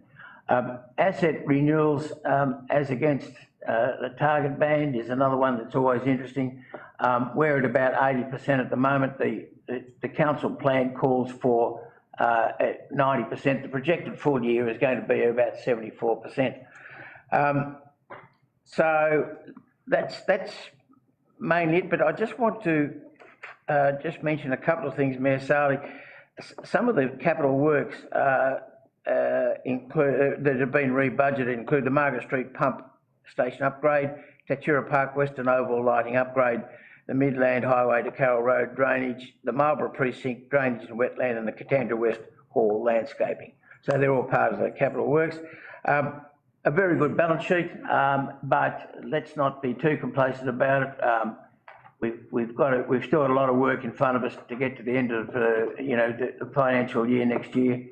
We're holding 22 million in cash and financial assets, 22 plus 15. So that's pretty strong. Most of that's accounted for, and most of that is in A1 investments. Very good, thank you, Councillor Dobson. Councillor Spinks, would you like to speak to the motion? Just to say that this Q3 forecast review, as always, it is important that councillors have an eye on what's happening financially with our council. It is one of our core responsibilities as councillors to make sure that the organisation remains financially sustainable. And having these regular updates is important for thorough and transparent understandings of what's going on, and it's always really well presented to us, and it's a credit to the finance team for how informed they keep us of these matters. So just that's it. Very good. Thank you, Councillor Spinks. Any councillors like to speak against the motion? Any councillors like to speak for the motion? Councillor Adam.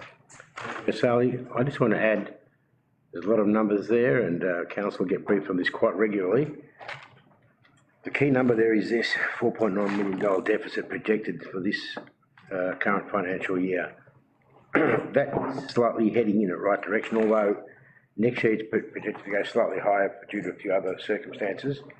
However, I just want to read out one line in the report. It talks about the $4.9 million projected full-year deficit. This deficit position continues to reflect the challenges council faces in sustainable delivery of services that the community value and need, and that's a key line. We want to keep our service levels up to the highest standard because the community expect that and want that. Yet that deficit, if that doesn't go down to zero or even to a surplus, they will come when we cannot sustain these services at the current level. So some tough decisions have to be made over the next 12 months or so, or even sooner, in regard to taking some sort of action into reducing that deficit. We can't keep running a deficit. The funds will soon run out at some point in the future. We don't want that to happen. We won't let that happen. And that's to achieve a zero deficit figure, we need to either take more money in or spend less money. So that's a balancing act that we need to get right over the next 12 months and slightly more to the future as well. So just something to keep your eye on. We hope that figure to go down, otherwise we could be in a little bit of strife in a few years' time. Very good. Thank you, Councillor Adam. Any other councillors like to speak to the motion? Any closing comments, Councillor Dobson? No, thank you. Councillors will now go to the vote. All those in favour? Motion carried, unopposed. Councillors, we go to page 34 of the agenda, item 12.1, Tally Group and Flood Scoping Study. There is a recommendation. Can I please have a councillor put that forward as a motion? Councillor Adam. Yeah, thank you, Mayor Sally. I'll move that the council accept and note the Tally Group and Flood Scoping Study, final report February 2024 as attached. Thank you. And release the Tally Group and Flood Scoping Study, final report February 2024 for public consultation. Thank you, Councillor Adam. Can I have a councillor second that motion, please? Councillor Ladson. Councillor Adam, would you like to speak to the motion? Yeah, look, this work was done primarily because we got funding for it, which is good. However, if we didn't get the funding, we probably wouldn't have done it. It's not a high-level study. It's what I call a mid-level study. It doesn't carry that much weight. However, if and when we do a more detailed study, no doubt this study will feed into that as well. It basically, if you read the report, it gives us a pretty good indication of where Tally Group is flooding and not flooding. It does identify some hotspots and some places where we can take some remediation action even now. So it's good to know. This information is very helpful. But as I said, I just find it odd that if we didn't get the funding, it wouldn't have been done. So I don't know how important it is in the scheme of things, but it's there now. We can refer to it, and hopefully it gives us good information into the future. So Ladson, would you like to speak to the motion? Thank you, Mayor Sally. I just want to thank the Tally Group and the residents that took the time to mark the flood levels, whether it was on their garage door or on their footpath, just to, because it adds to the report and it documents, you know, over history how significant a flood event is. So thanks, Tally. Thank you, Councillor Ladson. Any councillors like to speak against the motion? Any councillors like to speak for the motion? Any closing comments, Councillor Adam? No, thank you. Councillors, we will now go to the vote. All those in favour? Motion carried, unopposed. Councillors, we now go to page 40 of the agenda, item 12.2, Katandra West Flood Scoping Study. There is a recommendation. Can I please have a councillor put that forward as a motion? On a roll, thank you. I'd like to move that the council accept and note the Katandra West Flood Scoping Study final report May 2023 as attached and release the Katandra West Flood Scoping Study final report May 2023 for public consultation. Thank you, Councillor Adam. Can I have a councillor second that motion? Councillor Ladson. Councillor Adam, would you like to speak to the motion? Similar to the previous one, again, I'll probably just reiterate the fact that this information, while not at the highest technical level, it is important information. As Councillor Ladson said, a lot of the information is coming from anecdotal evidence from the residents, which sometimes is the best evidence you can have.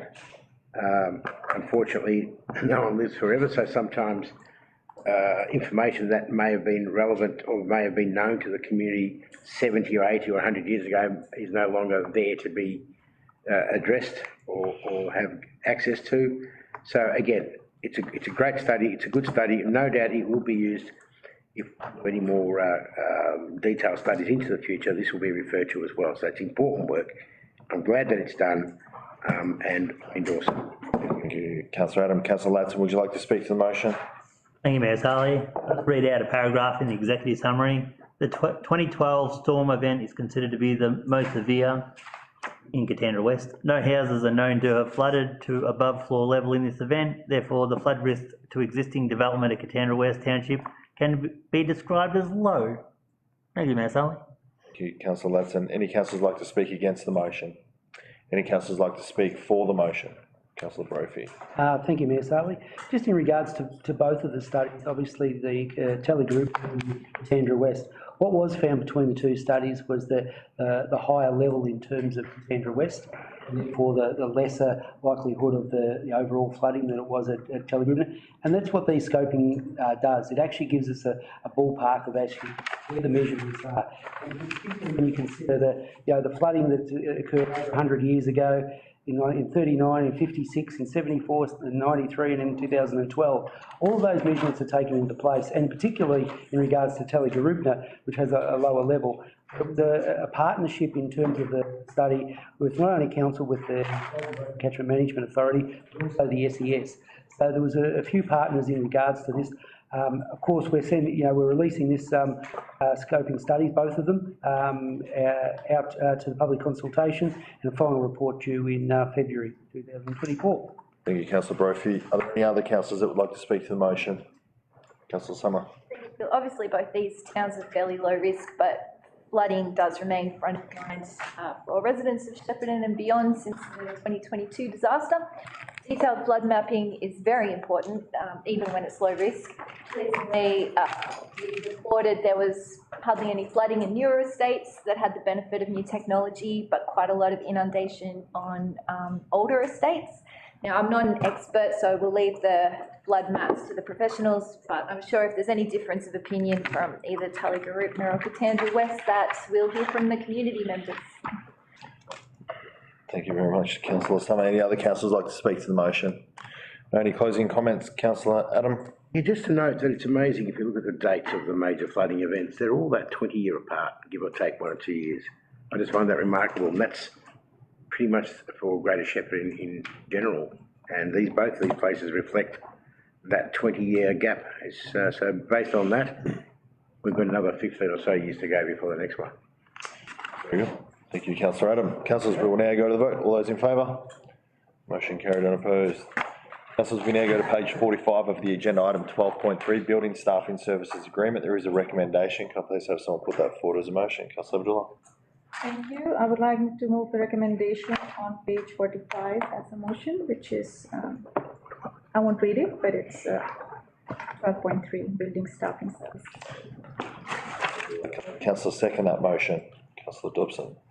Thank you, Mayor Sally. I'll move the recommendation as a motion. Councillor Abdullah, would you like to speak to the motion? Yes, thank you. Very briefly, this motion is about awarding a contract for building staffing services agreement, and it clearly depicts our challenges in recruiting building services, building staff, basically. And council has had some failed recruitment processes, which means that we were not able to find the relevant skilled staff in our building department.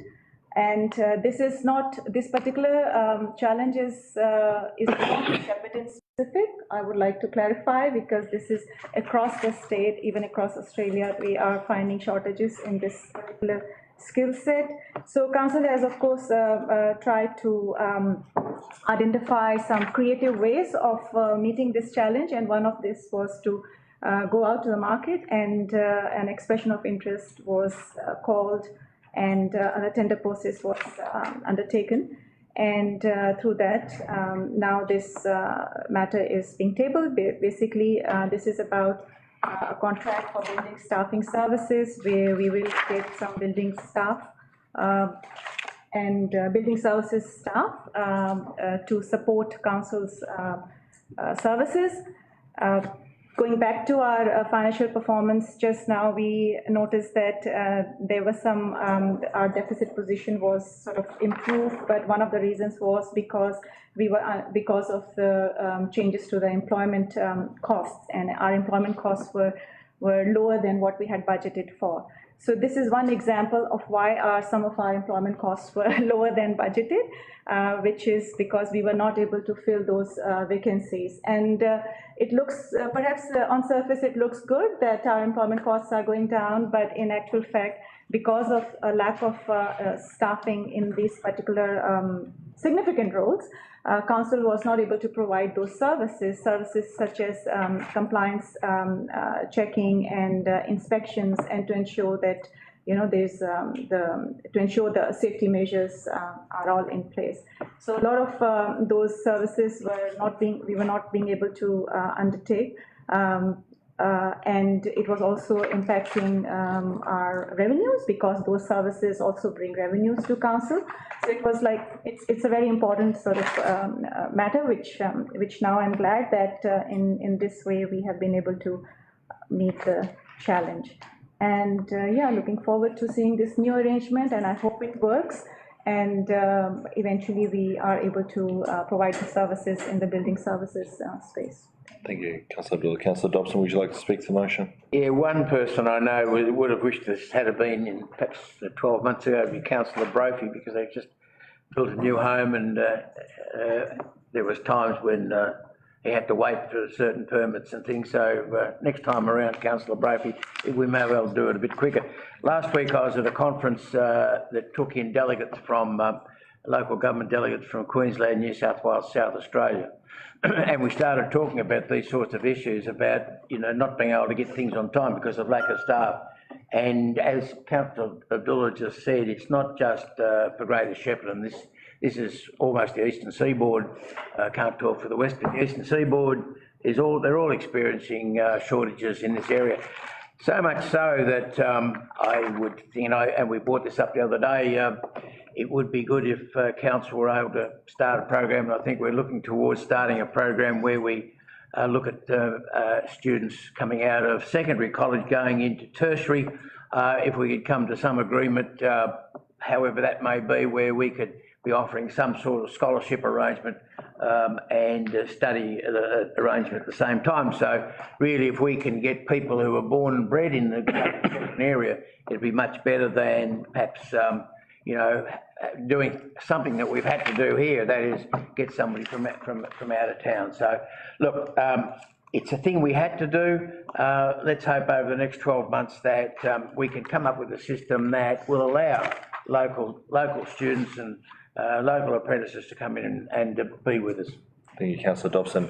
Are there any councillors that would like to speak against the motion?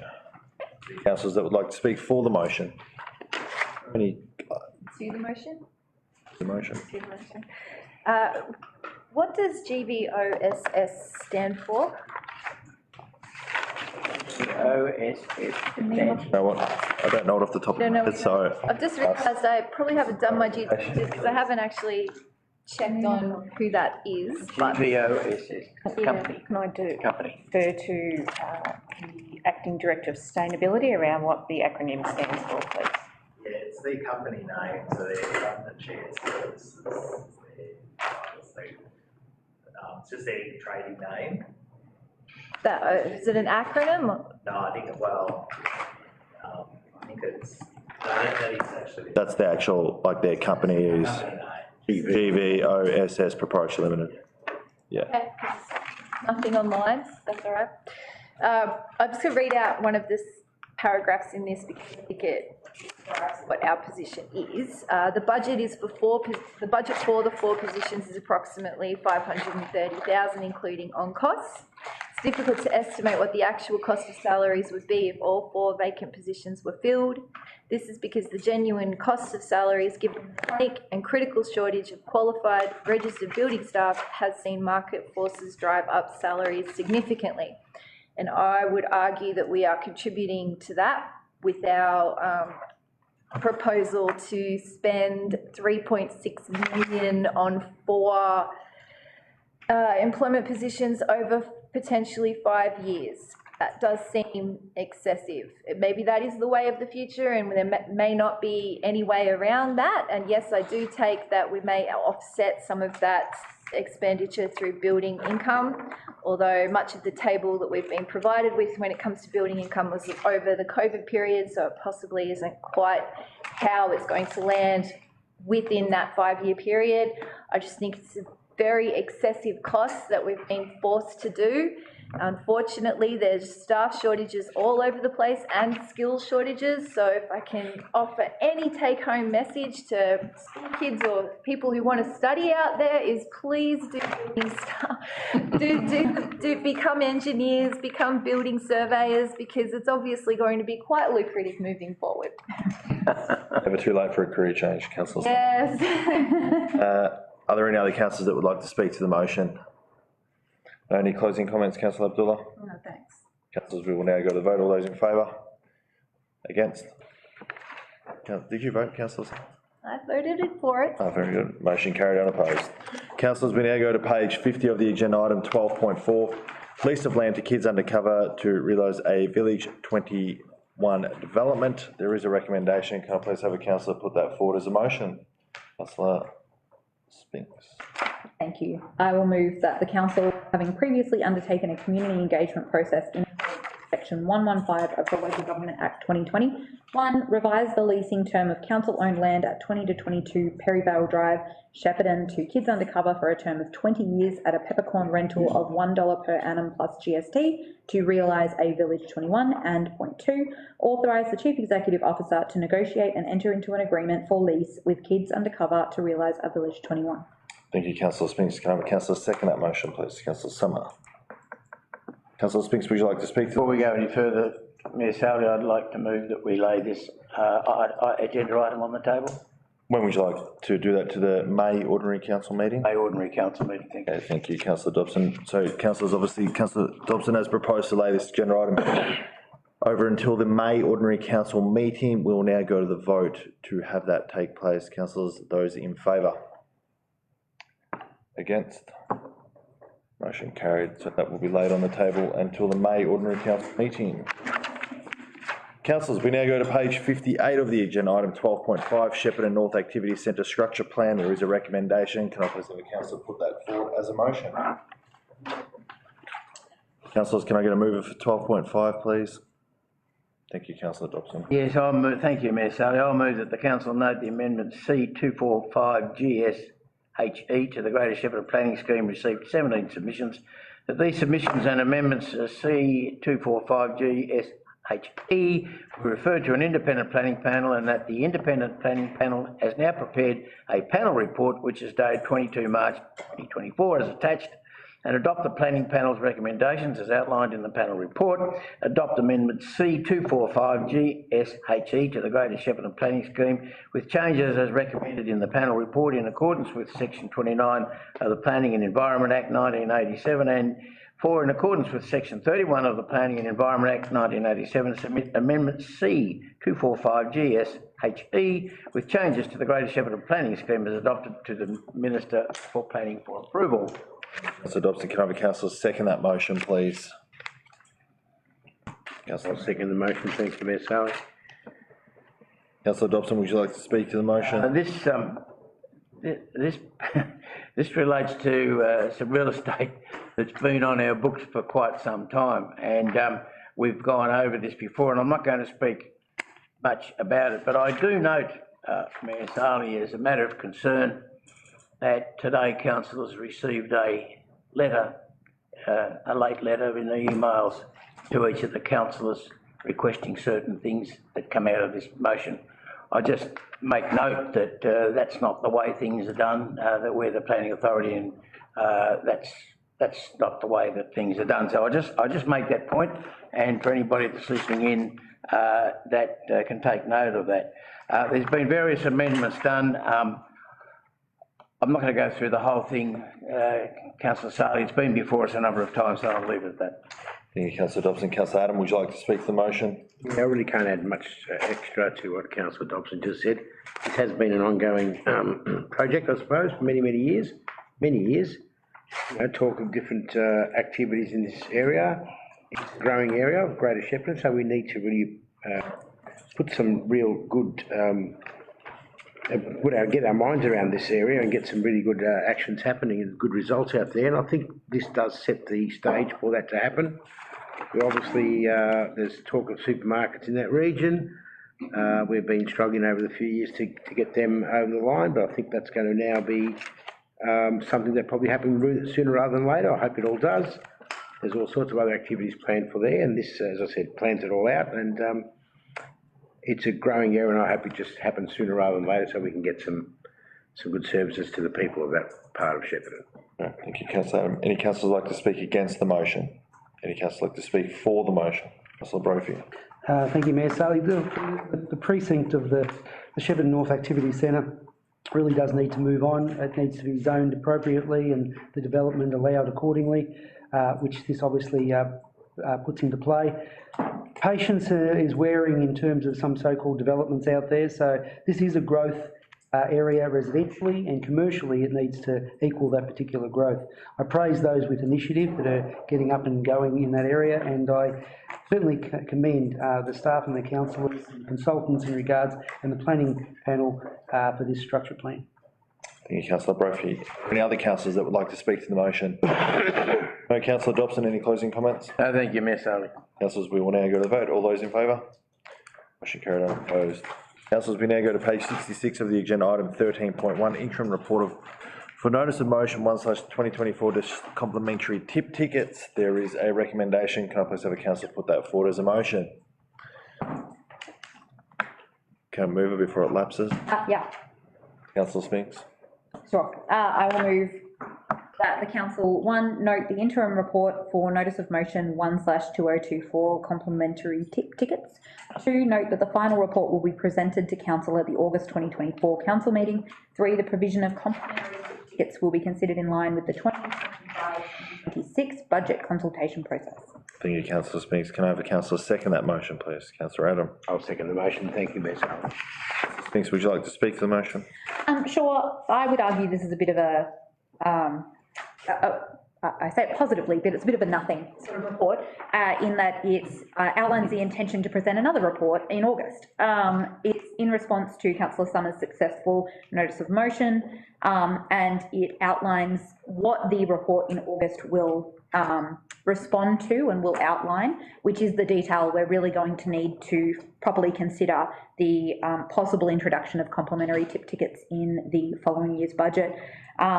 It is important that it is coming back to August, as it will allow this council to have an opportunity to assess the report and try and make a decision out the back of it, even though the 25-26 budget will be decided by the new council coming in October.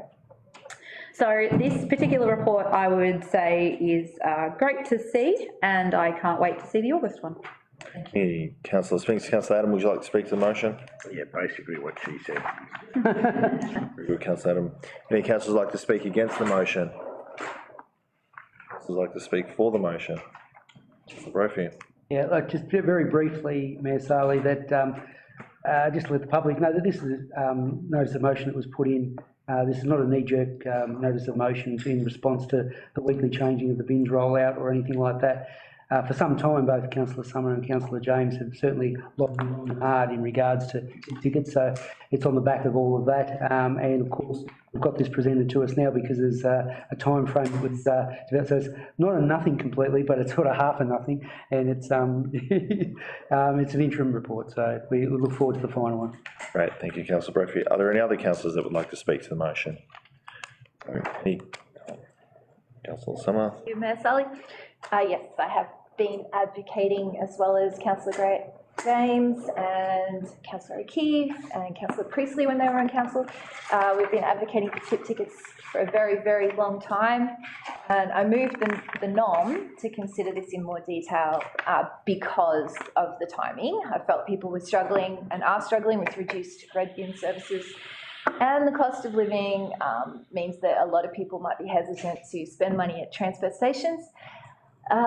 Tip tickets are what the people have wanted. They've wanted it for a long time. They've been very vocal about it. And for that reason, they've been detracted as being, in talking marks, popular, which I struggle to understand how that is a negative thing. I've never been popular in my life, and to manage it in local government, in cutthroat local government, I think that would probably be doing something right if we offered tip tickets. So how we deliver them is yet to be determined, obviously in a future report that's been mentioned. Staff have assured us though that we'll have regular discussions leading up to that August report. It's not just going to fall off the radar. I specifically did ask for this report prior to the next draft budget being released, thinking that it could be done, but I'm told in no uncertain terms that that is not enough time to consider it in detail. So whether right or wrong, that's what we have. I'd like to thank the staff for their interim report, and I just hope that the delay to August doesn't push us into caretaker mode before we can instigate something in a budget review, because I don't intend to allow this to lapse for the next council to vote down. Very good, thank you, Councillor Summer. Other councillors that would like to speak to the motion? Yes.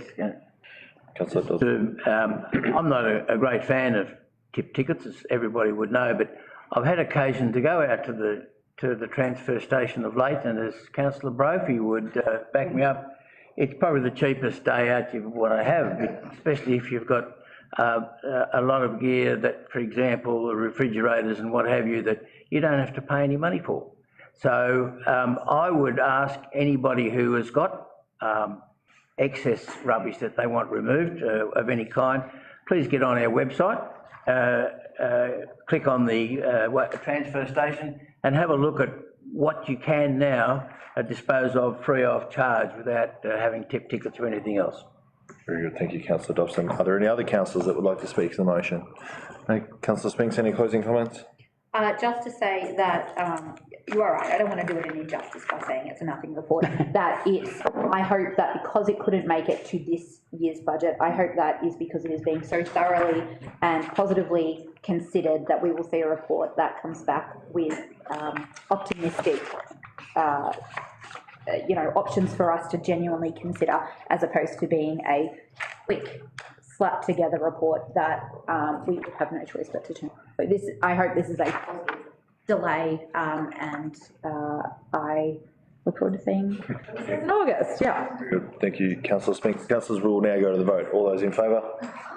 Motion carried, unopposed. Councillors, we now go to page 71 of the agenda, item 13.2, land purchase, car parking, the Australian Botanic Gardens, Shepparton. There is a recommendation. Can I please have a councillor put forward a motion? Thank you, Mayor Sally. I'll move that the council authorise the acquisition of part of the land at 21 Botanic Gardens Avenue, Coalid, shown on plan subdivision PS 418821D, and the carrying out of all necessary actions to effect the acquisition, and authorise the Chief Executive Officer to undertake the administrative procedures necessary to carry out negotiations in relation to this matter, and sign or sign and seal all documentation associated with or necessary to effect the acquisition. Thank you, Councillor Dobson. Can I have a councillor second that motion? I'll second the motion. Thank you, Mayor Sally. Councillor, would you like to speak to the motion? Yeah, thanks, Mayor. So this the land lies beside the Botanic Gardens. It's 0.8 of a hectare. It's on the left-hand side as you drive down it. Presently, car parking and bus parking is on the road itself, Botanic Gardens Drive, and it's creating quite a problem. And as Councillor Adem and myself, both of us have been involved in the Botanic Gardens over the years. We know that it's necessary for this car park to be acquired. The purchase price there, I think, is in the report before I announce it. Yeah, on page 75, is it? No, Page 70. Yeah, which $75,000, of which 50 was the purchase price, and 25,000 was set aside for costs. I have queried the volume of those costs, and I'll continue to query them. I'd be interested to see where they finish up. But more importantly, this parcel of land, which is big enough for a number of car parks, and in the future will be great for buses, etc. We haven't got the money in hand at the moment to actually hard surface it, which I don't think we want to anyway. But the first stage is to get a hold of the land, get it fenced, and get it opened up so that it can be used especially on dry days, for car parking. It's becoming one of the most popular tourist attractions around in the Goulburn Valley, along with Move and Sam. It's now listed amongst one of the go-to places in the Goulburn Valley. But not only tourists and environmentalists, but there's now many sporting groups, as you would attest to, Mayor Sarley, who go out there and do their bit jogging up and down the paths and getting themselves fit. So it's multifunctional. There's also a walking path that goes through and connects the other side of the Broken River right through to Kyalla. And I just would ask at this stage that if anybody's going to the Botanic Gardens, we don't really like dogs in the Botanic Gardens, but if you've got to have a dog, please keep it on a lead, because under our bylaws it's not right to have a dog off the lead. And of course you can imagine we've got a lot of particular rare and endangered species of plants out there, and we need to protect them. They're in the growing phase. But I would like, just to finish off, thank the staff of the outdoor staff of the council for really being diligent, and they're looking after the Botanic Gardens. Are doing a great job, and Gary, if you'd pass that on. But this is just another bit, and I thank our past CEO Peter Harriott for being. He and I sort of had a good look at this together, and he gave it his imprimatur, and that's where we are today. Thank you, Councillor Dobson. Councillor Adam, would you like to speak to the motion? Again, just quickly, this is just an extension of the original Australian Botanic Gardens Development Management Plan. That's the vision. This car park was always identified as a potential location for a car park. Obviously, this patch of land is coming to fruition now, which is really much appreciated. I think it will enhance the qualities of the Botanic Gardens. It will only encourage more visitation, which is what we wanted from day one. So this is just part of the plan that's being carefully enacted now. Very good, thank you, Councillor Adam. Are there any councillors that would like to speak against the motion? Councillors that would like to speak for the motion? Councillor Brophy. Thank you, Mayor Sarley. This has been certainly led by the advisory committee, the Botanical Gardens Advisory Committee, and of course by the councillor representative on that, Councillor Dobson as well. But yes, it was in the plan, as Councillor Adam said, but it has been led in terms of there are a number of things that are on their wish list, and this is certainly one of the priorities that they've put forward. And it's really about safety. It's about safety for the drivers, it's about safety for the pedestrians, and certainly for cyclists, because there's a bike path that goes along there as well. There's a real positive response, not only to the advisory committee for work they do, but to the many volunteers who work and to ensure that we have a really incredibly and much loved Australian Botanical Gardens there. It is a good parcel of land. It is now registered on the bus tours that regularly come there and promote to come there as well. And it just makes sense to get the wheels in motion to get this up and running. And if you haven't been there, please go and enjoy what the development has to offer. Very good, thank you, Councillor Brophy. Any other councillors like to speak to the motion? Councillor Summer. Thank you. These gardens are beautiful, they're popular, and they're wonderful to have in theory. I just believe we need more financial oversight. So the gardens began with an arbitrary $50,000 allocation each year, and the site has grown significantly since then. And for years, I've been calling for a formal business case or strategic justification. I'd also want to know the annual spend out there and the whole of life cost for the completed master plan. Once it's done, what does that mean for council's finances? I'm not going to object today, but I would really like us to please provide a consolidated full cost of the Australian Botanical Gardens. That would be the bare minimum of expectation for any other council project. And I'm concerned the silence means it might make our toes curl, but I genuinely do want to get behind this project. They've been there a long time, they're fully established. I could be one of the biggest cheerleaders. I just feel like we haven't done our due diligence. So yes to the fence, but again, can we please get some more input into what it's actually costing? Thank you, Councillor Summer. Any other councillors like to speak to the motion? Councillor Spinks. Thank you. I would also like to support Councillor Summers' calls for strategic justification and vision, because I think that is absolutely true of all of our assets, that we should be able to have that and rely on that for our spending and for any works that happens. So I absolutely support that call.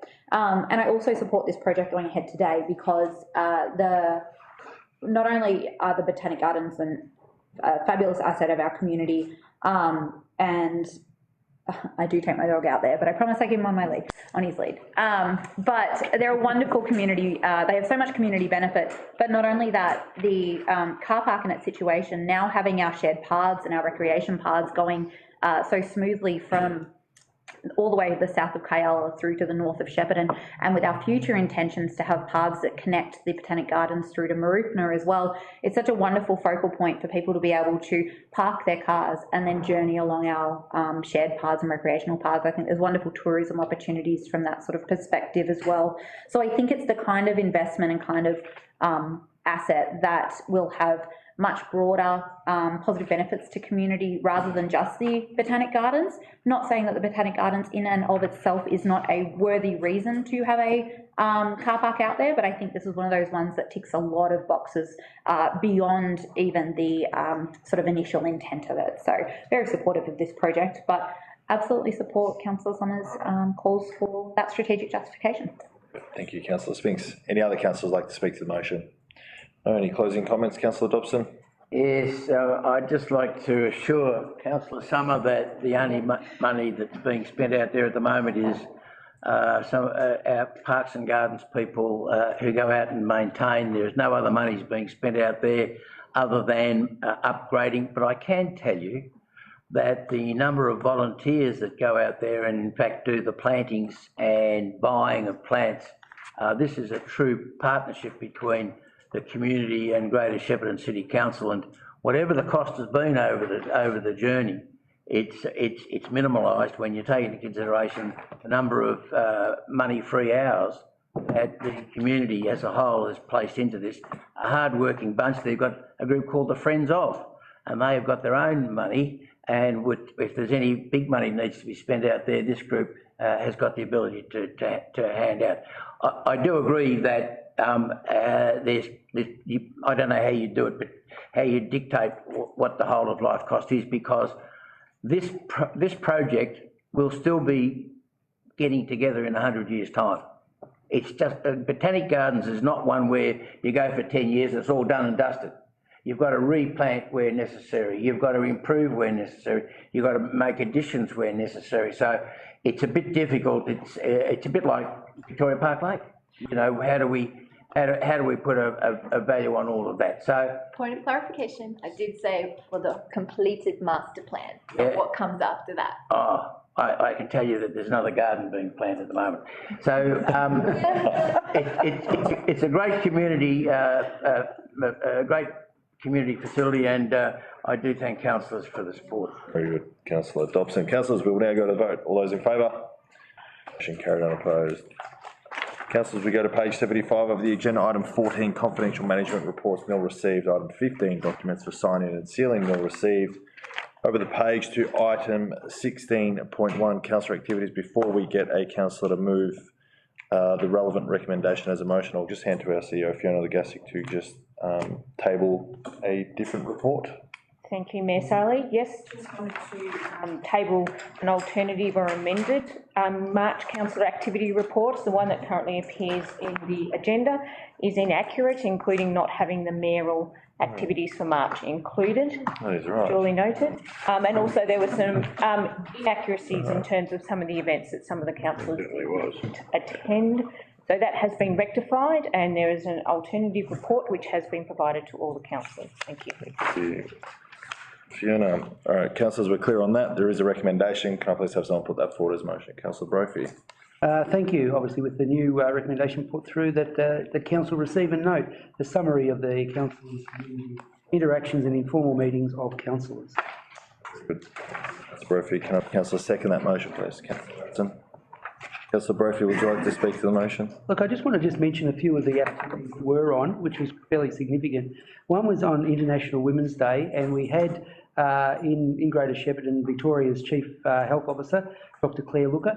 Dr. Looker was actually here some 20 years ago as a student at the Department of Rural Health, Melbourne University. She was one of the first intakes, and she reflected on her time here coming to a regional area, and of course coming back now as the Chief Health Officer, replacing Brett Sutton, who we all know from through the COVID times. And it was fantastic to not only have her here, but to hear her speak and hear her story as well. A couple of other ones throughout that particular month that we had, our small town catch-ups, and the catch-ups were in Murchison, and we've had a number of them over a long period of time now, and they are extraordinarily valuable to have people come and sit and tell us what their thoughts are locally while we're sitting in their particular hall or their particular community centre. So that was good. Obviously, the opening of a new school is pretty significant, and All Saints Anglican School finally got commissioned and up and running, and we congratulate them and wish them all the very best for the future. There were a couple of multicultural events, of course the 36th Philippine House anniversary, and they know how to cook and they know how to dance, and it was a fantastic afternoon. Of course, I attended with Councillor Spinks the Hindu Festival of Colours, Holi, which we left all very multicoloured, didn't we? And still getting some of the colour out of my car at the moment. And the other one is that I'd like to certainly welcome the CFA and the Volunteer Fire Brigade of Victoria, who have been here for the last few years for not only the junior but the senior state championships that they have, and I believe that they're back next year as well. So it was a big month for a lot of councillors, and it's fantastic. Great, thank you, Councillor Brophy. Councillor Ladson, would you like to speak to the motion? Thank you, Mayor Sally. One that I will mention is congratulating North End Bakehouse. Matt Aylett and his team, winner of the Australia's Best Hot Cross Bun and Australia's Best Vanilla Slice. And they've just recently expanded another store in Mooroopna, so Mooroopna residents and then those around, people travelling far and wide, get around it. Thank you, Mayor Sally. Councillor Ladson. Any councillors like to speak against the motion? Any councillors like to speak for the motion? Any closing comments? Very good. Councillors, we will now go to the vote. All those in favour? Motion carried and opposed. Councillors, over the page to page 79 of the agenda, item 17, notice of motion, amendment or rescission to receive. Item 18, urgent business not included on the agenda. No last minute business. No. 19, close of meeting, which I will do now at 5:06 p.m. Thank you and good night.